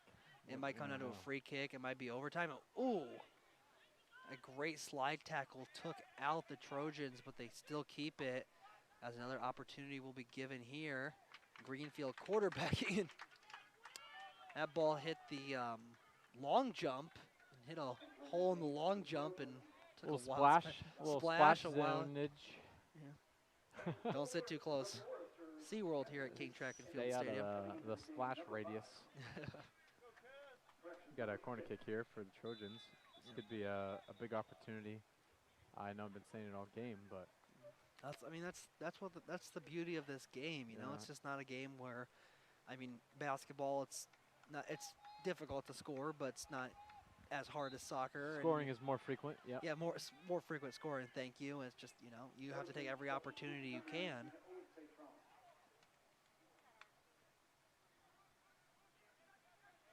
Yeah, just really any chance to approach the goal is a big deal. If you can, That ball just sailed out of bounds, and it gave Greenfield. if you can, It's a corner do kick, that, actually. yeah. They changed the call there. It will be a corner. I thought it was a goal kick at first, but they will get a corner. once again, another big opportunity. I Make think, something happen. yeah, and one of the absolute biggest things, I know we talked a lot about environment in the playoffs. One thing also to mention is the Foresters have won 2 tournaments the last 3 years. None of them have been at home. And they've had to win both their Crossroads League tournament on Spring Arbors Field, which probably does feel a little good, but on that same token, it's a little difficult when you're not in front of your home fans and you had to drive all the way up to Michigan to win and come home. I know that there's a strong community, especially a strong fan base for HU sports here, and I knew a lot of friends. Ooh.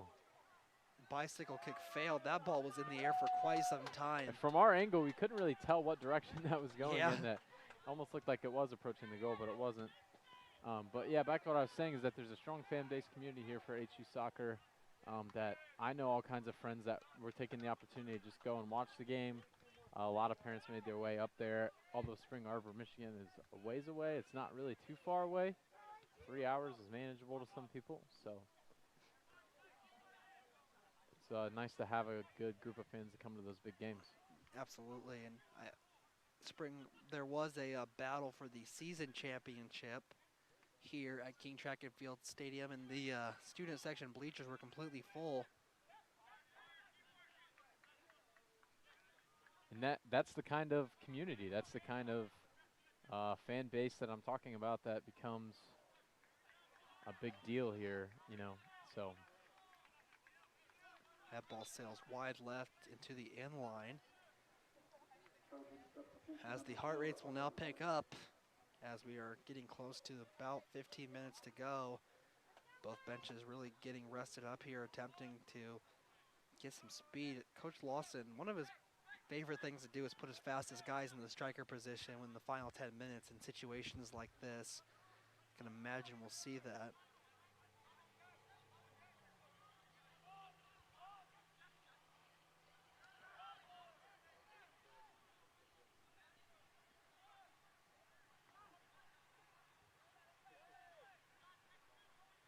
Yeah, Carson, we got about 18 minutes left in the game. Time is diminishing.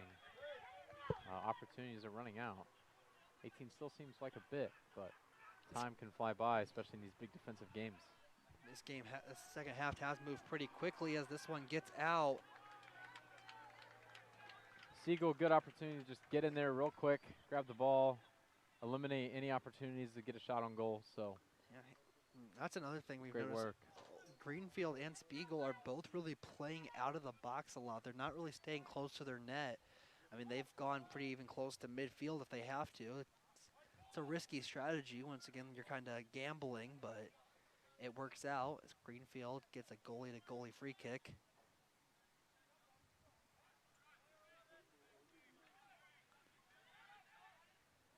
You know, we mentioned that, 17, 18 to go at this moment, but that overtime period's 10 minutes.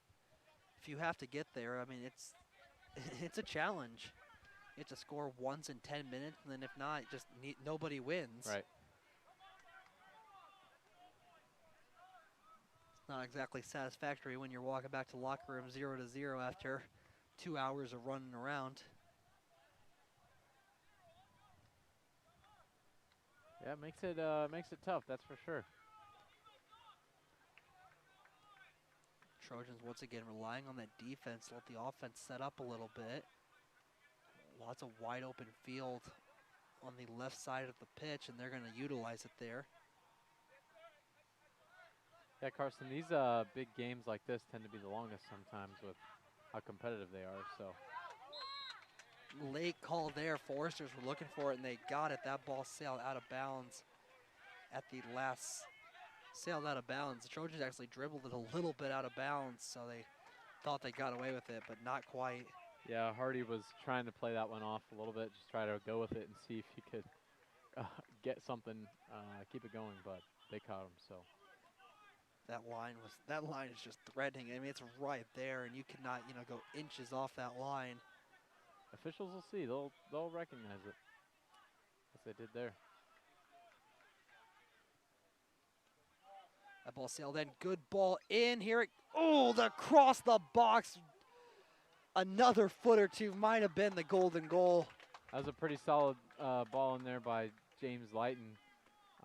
Decent opportunity. Looked like there was a missed header there, but still an opportunity to kind of cross the goal box there. So now we got a corner kick. Foresters will try to take advantage of this opportunity. Irvin going to take this corner kick.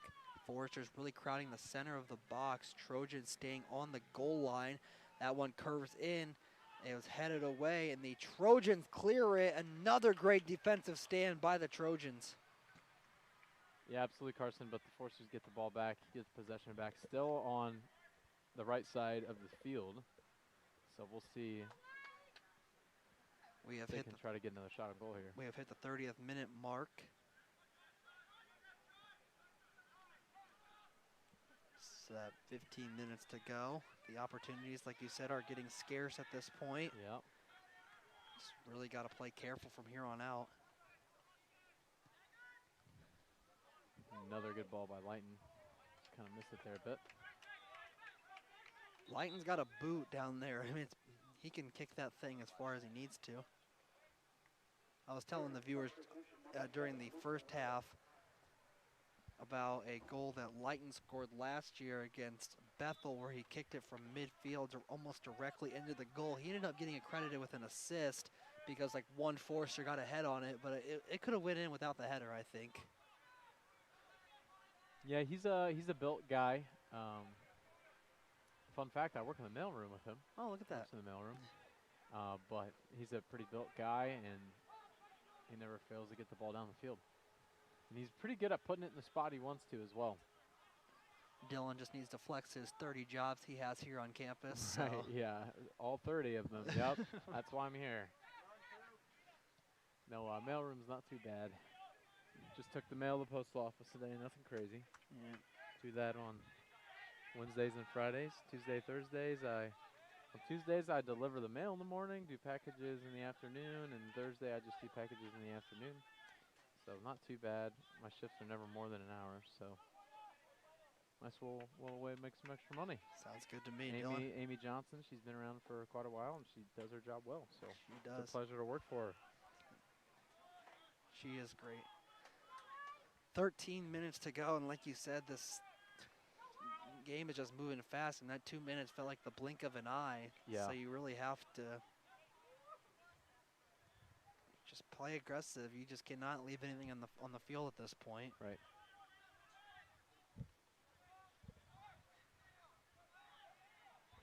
Like I said, if you're itching for some more I-9 rivalry, 7 o'clock, you could watch some HU women's soccer against the Trojans, or you can go inside and watch HU women's volleyball. Both those will be available on the Taylor Athletics website. I think the schedule makers just wanted some fun today. I was like, we'll get a little bit of I-9 in here on Wednesday the 29th.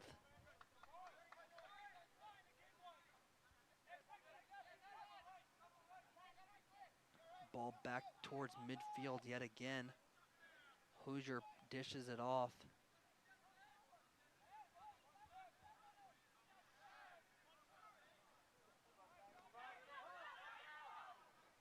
Ball intercepted. Forresters with some speed trying to move up the field.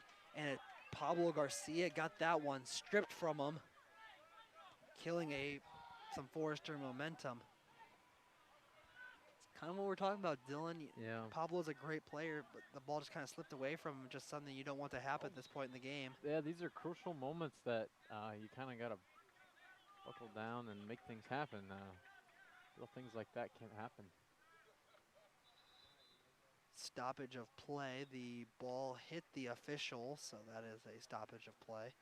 A really 1 in a million chance. 11:21 remaining. 121, Carson. That got down there real quick. Yeah, it really didn't it? did.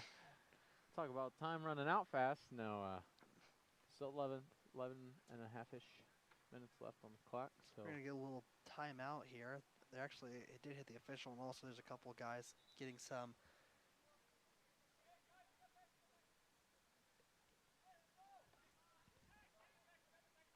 Want to give you a little bit more FDN if you're looking for it. This Friday at 1:30, Russ Lawson will join Bryce Lippy on Coach's Corner.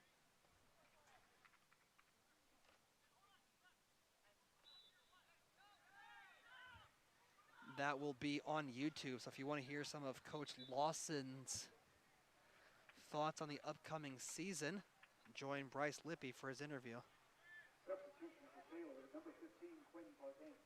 looks like we got some substitutions here.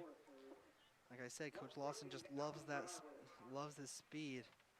And if he can get it at this point, you can charge the box and get that one-on-one opportunity that's just been non-existent today. Yeah.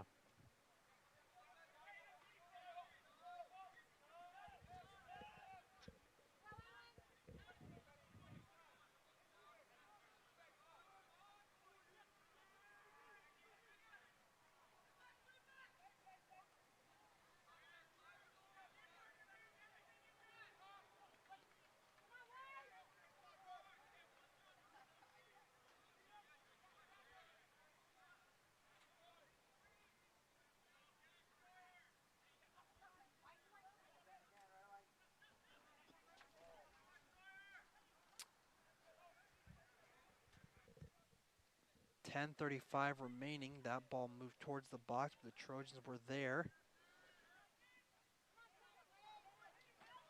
That ball slipped away from Garcia.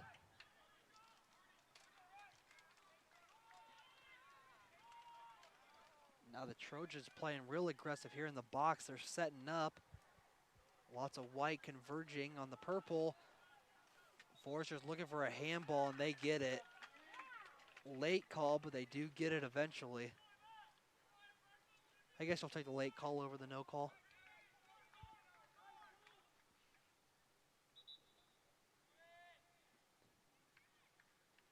What would you say that shade is, Carson? Salmon? You think he's wearing salmon? Gabe Greenfield? I'd call it salmon. I don't know. Peach? What's Matt Fouts think? Matt Fouts shaking his head. I'd say it's more of like a tangerine. Tangerine. Type orange. Yeah, I don't know. I think salmonish.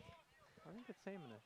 I'll be perfectly honest with you, Dylan. I'm not that deep. I just go by the color palette. I don't get that deep. Orange, the basic color. That's what I'll say. It's orange. I don't go Yeah. that deep. All right. We're getting all the guest stars in here. We have Matt Fouts. We have Dylan Herring. Just everyone's getting their little slice of this broadcast today. As always, try to bring the fun. The fun. The F and FDN stands for fun. That is not true. It stands for Forrester. And the N stands for network. A unlucky break there for the Foresters as a foul is called. Bernandez was going the other way with it and was left all alone on the left side of the pitch, and they called the play dead. An unfortunate break there for Coach Lawson's crew. Yeah, maybe that was the opportunity, Carson, and now it's not there. Chances of scoring are. Bernandez just looked. Slimmer. He looked very disappointed. As that free kick goes directly to the Foresters' noggins.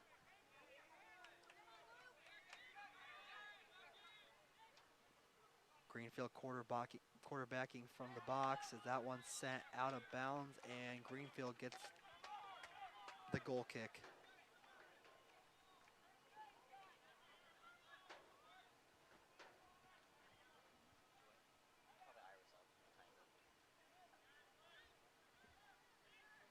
There's James Lighton then again, getting the ball down the field. And now the Trojans will take possession.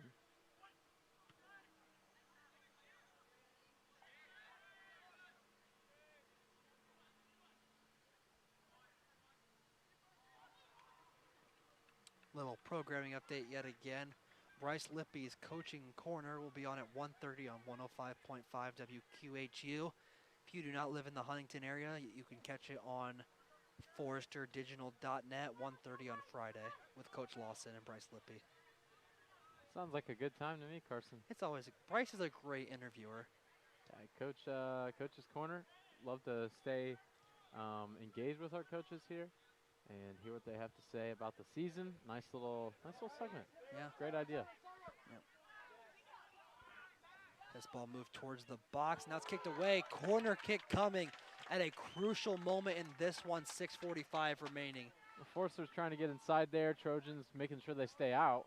Trying to force them away from the goal, making that shot harder, tougher angle, and that's just really good defense. Yeah, another programming note too. This is in the early stages of development, but in the next 2 to 3 weeks, watch out for Ryan Walker and I will be getting on the Forester basketball season preview podcast. So that's in the early stage of development. Watch our social media for that one. Chop wood. I'll be producing that as well. We kind of got a logo and stuff made for it, working on some intro music. That ball kicked out of the air. Open goal for the Foresters. They missed the opportunity. Spiegel had that one. Miracle play for the Trojans. Props to Spiegel for staying with the ball, sticking with it. Foresters might be beating themselves up a little bit for that one. A really good opportunity to score there, and they didn't quite take advantage of it. The heart of Trojan Nation just sank. Check your heart monitors, Trojan Nation.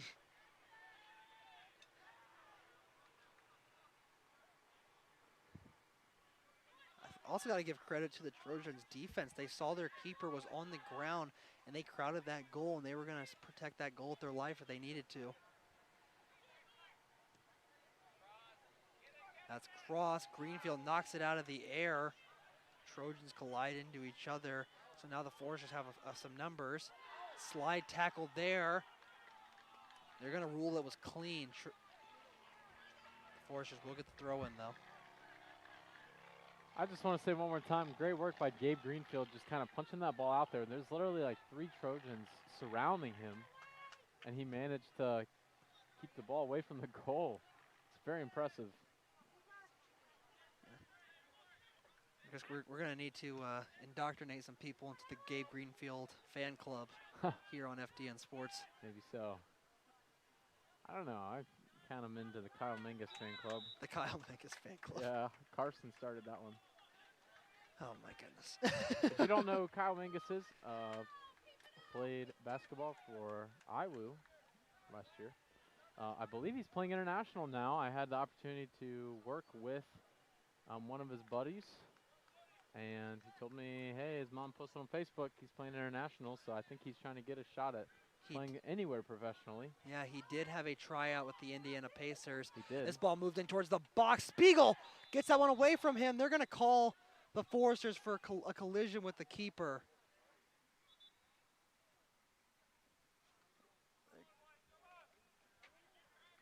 A talk coming.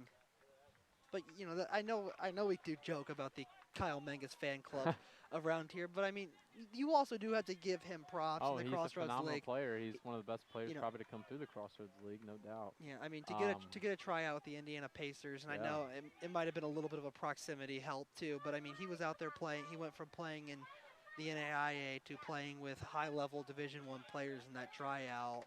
And there was a lot of Pacers fans in the comment section of those videos advocating for him to get signed to the team. Many of them were hoping he would suit up for the Fort Wayne Mad Ants. Yeah. And just check his development, see if he could assist. But as the saying goes, shoot or shoot.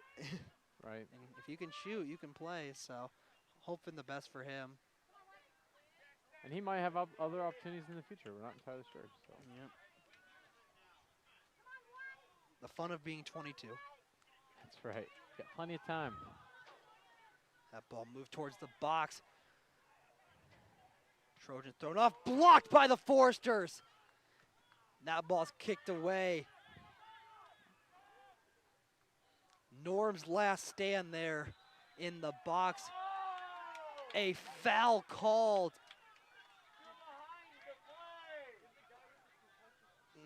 Unhappy Forester fans, they're saying that the officials behind the play did not really have, for lack of a better term, the jurisdiction to make that call.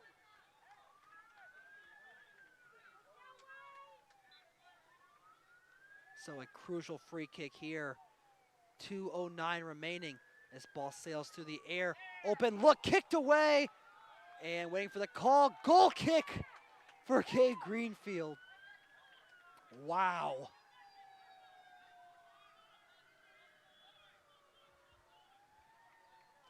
Two minutes left in the game, a little less than 2 minutes, and Foresters really need to take opportunity of this possession here and see if they can do something, make something happen. Got some substitutions here. This might really be the last chance for the Foresters, especially if it goes out. The Trojans will certainly stall just a little bit. You have to watch the delay of game. A delay of game would result in a yellow, but you can stall for Not really officially defined in the rule book, but you can, kind of Kind of discretion there by the official's officials. discretion. Yeah. Noah Stanford's got the ball here, looking for some open guys. And Noah Stanford, he was ready to throw it almost right away. That ball's kicked away. Great heads-up play there from Hernandez as he really noticed that they were going to start picking at it, so he kept his feet away from it. He knew that if it was going to sail out of bounds, they could keep the ball. 1 minute, Zach Collins playing some tough defense. Trojans moving the ball back towards their defense. An interesting strategy with 1 minute remaining. That ball's tapped away. Hernandez was the intended target. So That ball looks sailed like out of it bounds. went out from here. I know we can't really see the line that well on this end of the field, but when you see the guys on the Forcer bench raise their arms and kind of cheering, that's how you know. 30 seconds remaining. Handball called. 20 seconds remaining. Trojans have to move quickly. This is their absolute last opportunity before the half. Lots of direction going. Here it comes. Line drive. 10 seconds remaining. And it will be... Oh, open look here. One-on-one for Greenfield. And he picks it up. The Trojans let that one slip. Wow. What an ending to regular time. It almost seemed like everybody thought that the second half was over. It appeared and so. they kind of gave up, kind of caught Greenfield off guard there, but luckily he stuck with it and got that. That was a pretty scary situation there for the Forcers. Take a deep breath, grab a drink of water. We got free soccer coming up on FDN Sports.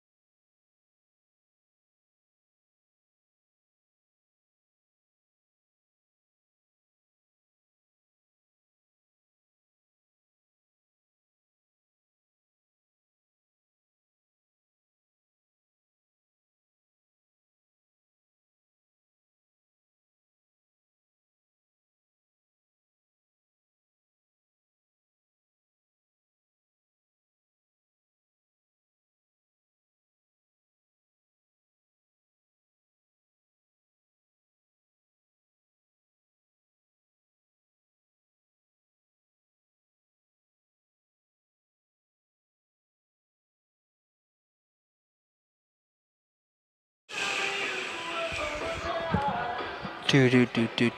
Ready? Yeah, Carson, we're live. Carson, that was a nice little humming little do thing you had going on there. Thank what you was so that? much. You a singer? Yeah. I used to be. Oh, that was a past life. Past life. A past life. Now, but now I'm just some lowly soccer commentator for FDN Sports. For FDN Sports. That's right. What could be any better? I don't know. I could not tell you. Well, I could tell you what could be a lot better. These goalkeepers' performances. 6 saves for Spiegel, 5 for Gabe Greenfield. So now it's just up to them to. They've gone scoreless through 90. Can they go scoreless to 100? Well, we will see. We got 10 minutes here for overtime, and then I believe after that they do a shootout. So, right? No shootout. It's just it'll end in a draw. There's no shootout. If there's is that just for conference play then? Okay. Yep, just for playoffs. Well, excuse my inability to understand what's going on, but that's just how it's been done in the past. So, for conference games, I guess it'll end up in a draw. So, we'll see how these 10 minutes go. Hopefully, someone scores. We will see. Yeah, you mentioned a chippy game. There's been 14 fouls for the Trojans, 12 for the Foresters, so both teams really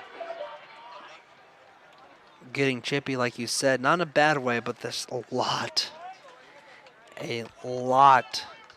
of plays that went down and players went down, so yeah, I think the term I used is kind of scrappy. Pretty similar though to chippy, I think.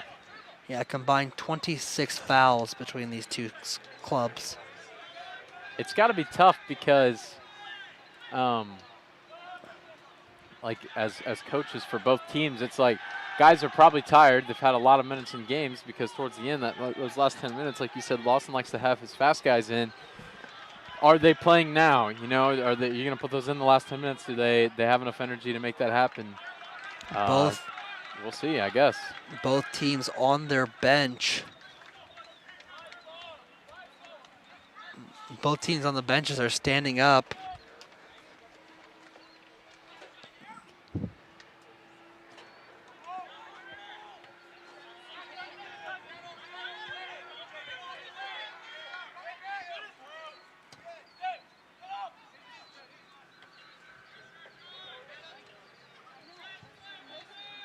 Ball kicked away, goes towards midfield. Ocock is there for that one. He kicks it back to Greenfield, who's playing way out of his net.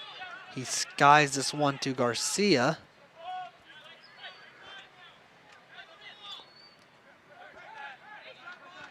Get up.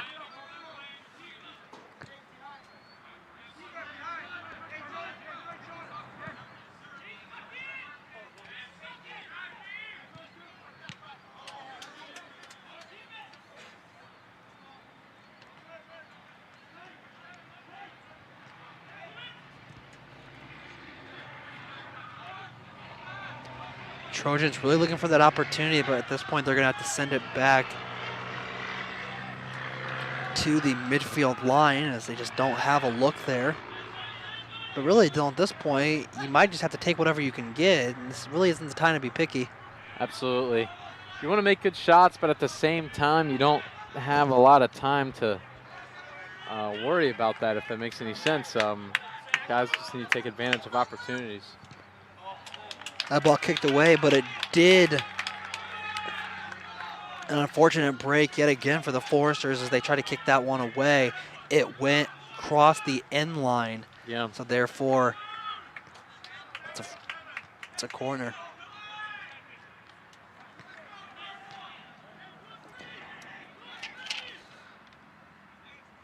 Foresters, this is the second corner kick the Foresters have had to defend today. That ball sailed in. Greenfield hits it out of the air. Open look here for the Trojans. That one sails in. Ooh. From this angle, it looked like it went in. I thought for sure. I was like, hold, don't say nothing. Don't say anything. Right. Got to wait like a half second. Make sure you got the right call there. Yeah, that one was definitely a little close for comfort. No doubt about that. But did you hear the Minnesota Vikings announcer accidentally announce that field goal? No, I did not. I did You- not hear about that. You have to look it up. They missed the game-winning field goal, and then he yelled it was good, but it certainly was not good. So lesson learned, and I just took it. Thank you, Hey, man, Mr. Minnesota Vikings announcer, for teaching me. That's why they have replay. Yeah. That's why that's a thing. Make sure clarify what's going on. Yeah. Broadcasters teaching other broadcasters. Yeah, one thing I learned, so I had the opportunity to work for the Fort Wayne Caps this summer. And Caps on, baby. Caps on. And really, a big thing is the scorekeepers that keep the official score for the game and do like the MILB game day and stuff like that, have their a program monitor so they can watch the game. So they like it when we do replay so that they can see the play one more time. Yeah. So they know what kind of official call they need to make for the play. So yeah, that's why I'm excited to knock on wood. Hopefully, get back down to the scores table this year for basketball. We had a lot of replay reviews beforehand, so hopefully we can bring that service back to our great NAIA officials. That is something that's probably going to happen this year, I believe so.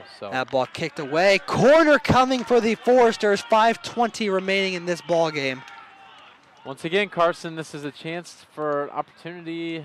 Chances and opportunities are basically the same here, but this is an opportunity for the Foresters to score. Garcia's getting this ball perfect. He's not wasting any. Man, he's getting comfortable. He said, "Get the flag out of my way." The flag is unfortunately back up and in his way again. Here it comes. Garcia kicks it towards the net, and it hits the side of the net. Goal kick incoming. One Garcia, my one back. Well, Carson, you said knock on wood, and you knocked on a plastic table. Yeah. So it is maybe what it is. you're not going to end up at the scores table now since you knocked on the wrong material. Are you going to take my job away? Is it going to be? I have that is not happening. Not my power. Just stating that's what you did. That's all. So we'll see. Yeah, I realized that halfway through, so I just kind of went for it. Right. But you win some, you lose some. What is done is done. That is for sure. Another corner kick here. I have been at the scores table for volleyball, though, so at least I'm there right now. So far. We'll see. Maybe never again. We'll see. You said it yourself. Oh, Dylan. Corner kick coming in here. That ball sailed and hit away, and another corner coming. I mean, if this is probably the best opportunity to do it if you're Taylor right here.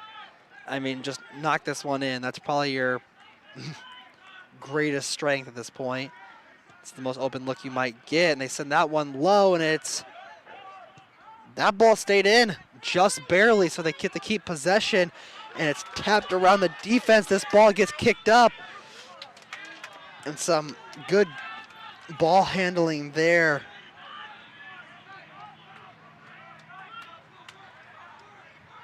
This is Usi broke a Trojan's ankles, but unfortunately he did lose a little bit of command of the ball. A little under 3 minutes left in the game, Carson. What's the key to winning in overtime? I think besides scoring a goal. I think both teams. We just saw. I mean, about 4 corner kicks in a 2-minute span, and they did not capitalize on them. I think at this point, that's what you're going to have to do is, if you get a corner, you're going to have to capitalize on it, and you just cannot be picky with your shot at this point. If you have a centimeter window, you take it. Centimeter window, man. That's a tough window to get a soccer ball through. Yeah. Dylan, will you just please accept my analogies at face value from this point on? I'm a very logical person. I understand that. A little bit of a ball dribbling exhibition here by Parton. Send that one back towards midfield. This is one thing really interesting. At this point, if you're the Trojans, they've really stuck to this keep the ball towards midfield and wait all game. But I mean, is this the point where you want to do that anymore? Is this just the point where you just get in the box by any means necessary? Maybe so, yeah. But sometimes you don't want to be too aggressive, and kind of waste opportunities. So I think you still got to be somewhat strategic about what's going on and be intentional with your opportunities. Garcia kicks this one across the pitch.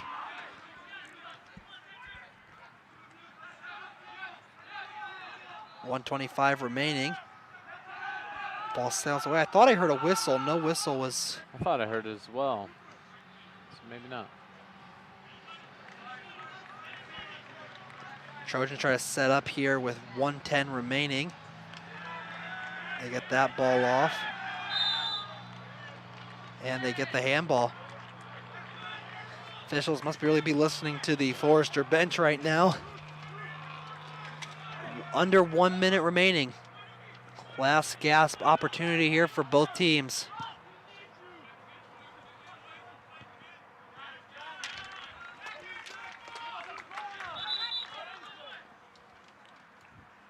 Substitution here.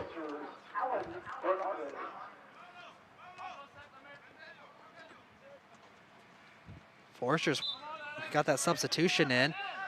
Killed about 10 seconds off the clock. Hopefully they don't live to regret it. Send in Irvin. A foul called. 15 seconds. That might just do it. Trojans have the absolute last chance here. The countdown begins. They seal that one. It is headed away by the Foresters, and that'll do it. Officially. 0-0 today was a goalkeeper's battle. Dylan, what are your thoughts? Great defensive efforts on both ends, like we said before.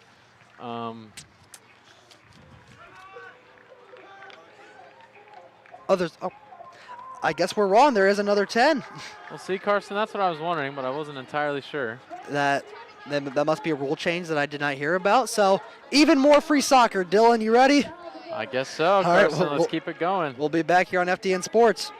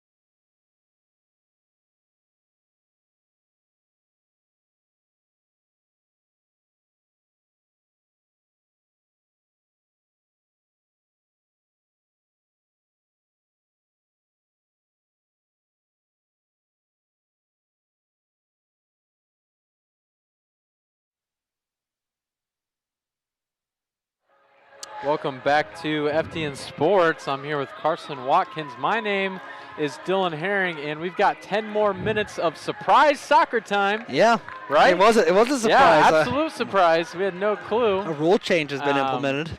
And we talked to some other guys, and I don't think anybody really knows what's going on here when it comes to overtime. So a choose your own adventure here on FDN Sports. I guess so. How about somebody to score a goal? I think that might be the best option here. We will see. You mentioned fatigue, Dylan. I mean, I think most guys are there. You drink your water and you just keep going, man. Right? Yeah, I guess so. That's what I'm saying. Yeah. Maybe Yep.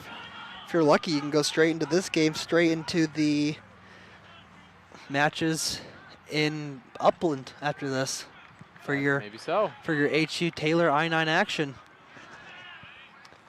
So Dylan, what do you want to see from the Foresters offensively in this possibly last overtime period? If I'm being honest, Carson, at this point, if I want to see anything from anybody, I want to see somebody score.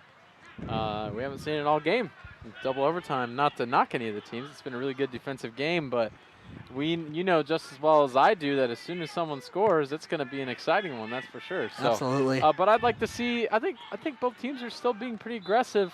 They're just both also being just as aggressive on the defensive end as well, and that's making it tough for anybody to score. So just kind of working through all that, and we'll see where we end up, I guess, Carson. What do you think? What are you looking to see from the Foresters? I'd like to see them attack the box a little bit more aggressively. I think they're kind of being a little gentle outside of the box. They're not really getting in there. I mean, that's not really too much of a fault of their own because of the fact that the Trojans' defense has just been suffocating all day. But actually, right here, Foresters get into the box, and just as I was talking about, oh yeah, and by the way, take advantage of those corner kicks. You're going to get a couple. They're going to try to clear the ball. So take advantage of your corner kicks at this point. Yeah, that definitely can be tough. Let's see what happens here. Maybe we take advantage of one, but we'll see. Sun setting on beautiful Huntington, Indiana. This ball sailed high. Header. That ball still airborne. Collision. Foul called, and that'll be a free kick for the Trojans. I think most Forester fans were hoping they were getting a goal kick, a PK there. No such luck. Stop myself also from making any definitive statements about the time left. Another lesson learned in the daily school of broadcasting. It's always something. You learn something new every day, Carson. You absolutely that's do. what I learned, is that you learn something new every day. So much philosophy here on FDN Sports today. Foresters charging here. Got to watch that offsides call too. You want to get aggressive. Who was it last out on? Goal kick for the Trojans.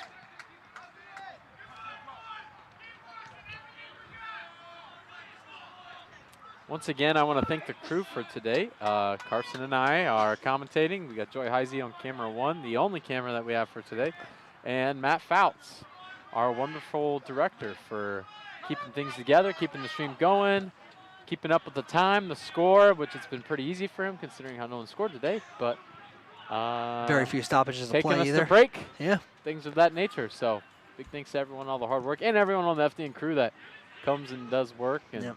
Also want to thank Adam Widener for helping us run this program. yeah, absolutely.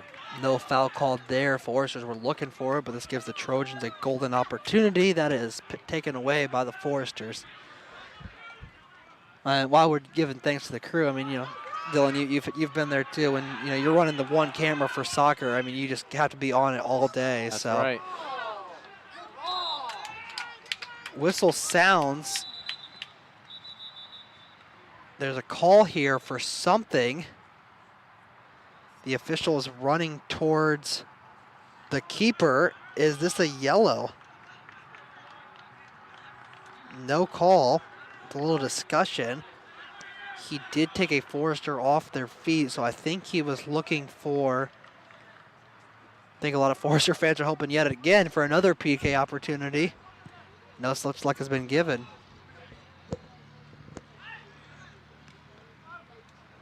Guess that's another thing, really. I know I mentioned it twice now, but you just got to really be careful right now when you're in the box. I mean, those PKs are absolutely dangerous. Like cost you a game. That's why you got to be careful, but you got to be aggressive at the same time, Carson. It's like where's the balance? You know, how can you try to be aggressive while trying not to absolutely blow the game? So, absolutely. I mean, there's a great New York Times video op-ed on YouTube, and it's called "Goalkeeper: The Loneliest Job in the World," and it really is. You know, when you if you lose the game on a PK, there's a lot more that could have gone right, but at the end of the day, you might be the one who gets the ultimate blame. Absolutely. But, and both keepers really making sure it's not them getting the blame today. A throw in right near the end line for the Forcers. This could be huge. It's days like this where you miss Camden Dice, though, because he could throw the ball into the goal by himself from midfield. Absolutely. Camden Dice graduating last year, two-sport athlete. This ball gets thrown in towards the middle of the box, headed off and cleared.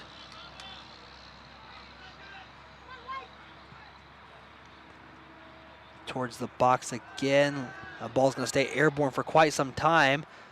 Lighton tries to thread the needle.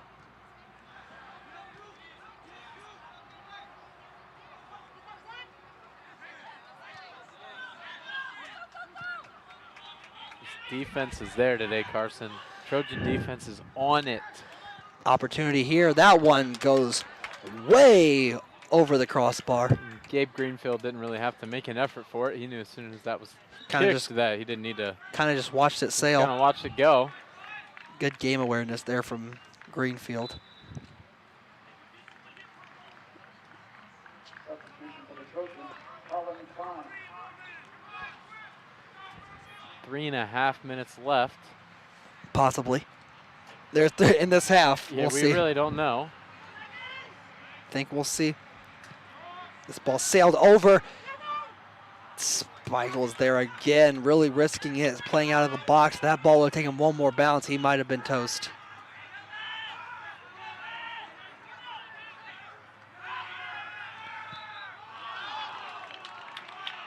Foul called there per request. Forster bench doesn't look too happy. No. Trojan bench does, though. That Yeah. foul call coming courtesy of you of the Trojan bench. It was a few seconds late. Might have been a little bit of contact. I'm not sure if really that's a call you make with 2:53 left in double overtime. But I'm not the official. I'm the commentator. Killing the clock there, but Yeah. That's why I'm a commentator, not an official. That ball sailed high. Greenfield. Ooh! Mere centimeters away. He was right there, but I mean, woo. so you guys can tell Carson stuck on the metric system today. A lot of centimeters in tonight's broadcast. I mean, it's soccer. Hey, man. I might just start calling it football and be really pretentious about it. Pretentious. Pretentious. Word of the day. Got to keep that thesaurus with you. That's right. As Carson has one right here on FDN Sports. On FT. You get everything. You get minor league baseball, thesauruses, the metric system. What else could you want? Kyle Mangus. Kyle Mangus, yes. What I want. He will be missed on that Indiana Wesleyan squad. Even with his absence, Indiana Wesleyan men's basketball already ranked #1 in preseason polls. 1:45 remaining. That ball sailed in. It's cooling down a little bit. A 3-degree difference from kickoff. Trojans looking for a handball. They're not going to get it. They have an opportunity here in the box. Going to kick it out. And that one skied away.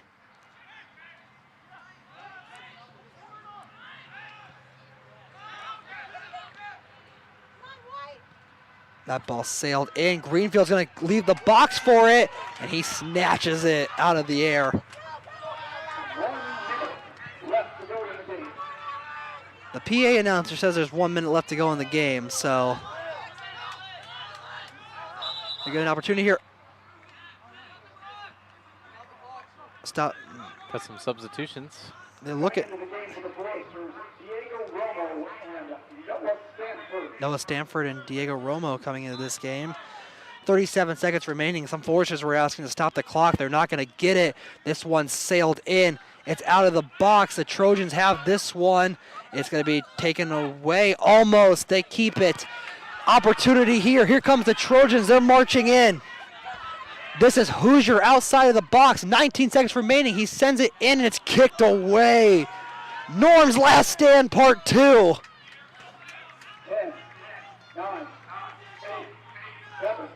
8 seconds remaining. This ball sailing out of bounds. And the horn sounds, and there's a handshake between the two head coaches, so I think I can be safe to say that this ball game is over. No more surprise soccer. No more surprise soccer, unfortunately, if you wanted it. If you did want it, sorry to hear that. If you wanted a goal, today. if you're an offensive fan, I'm also sorry. But if you're a defensive fan, this was everything you could want and more. Dylan, what are your final thoughts? Like I said, defense. That's it. That's the word of the day. Great defense on both ends. So, and that's a tough one to tie on, to have a draw. So, especially being a Crossroads League matchup, being a big rivalry, look at them being good sports and shaking hands. So. Yep. That's about all we have for today, Carson. Yep. Like I said, if you want some more Taylor HU action, volleyball and soccer, women's soccer coming up on Taylor Athletics website. Once again, for Carson Watkins, Dylan Herring, and our entire crew, we want to thank you so much for joining us here on FDN Sports. 0-0 the score today. Have a good night.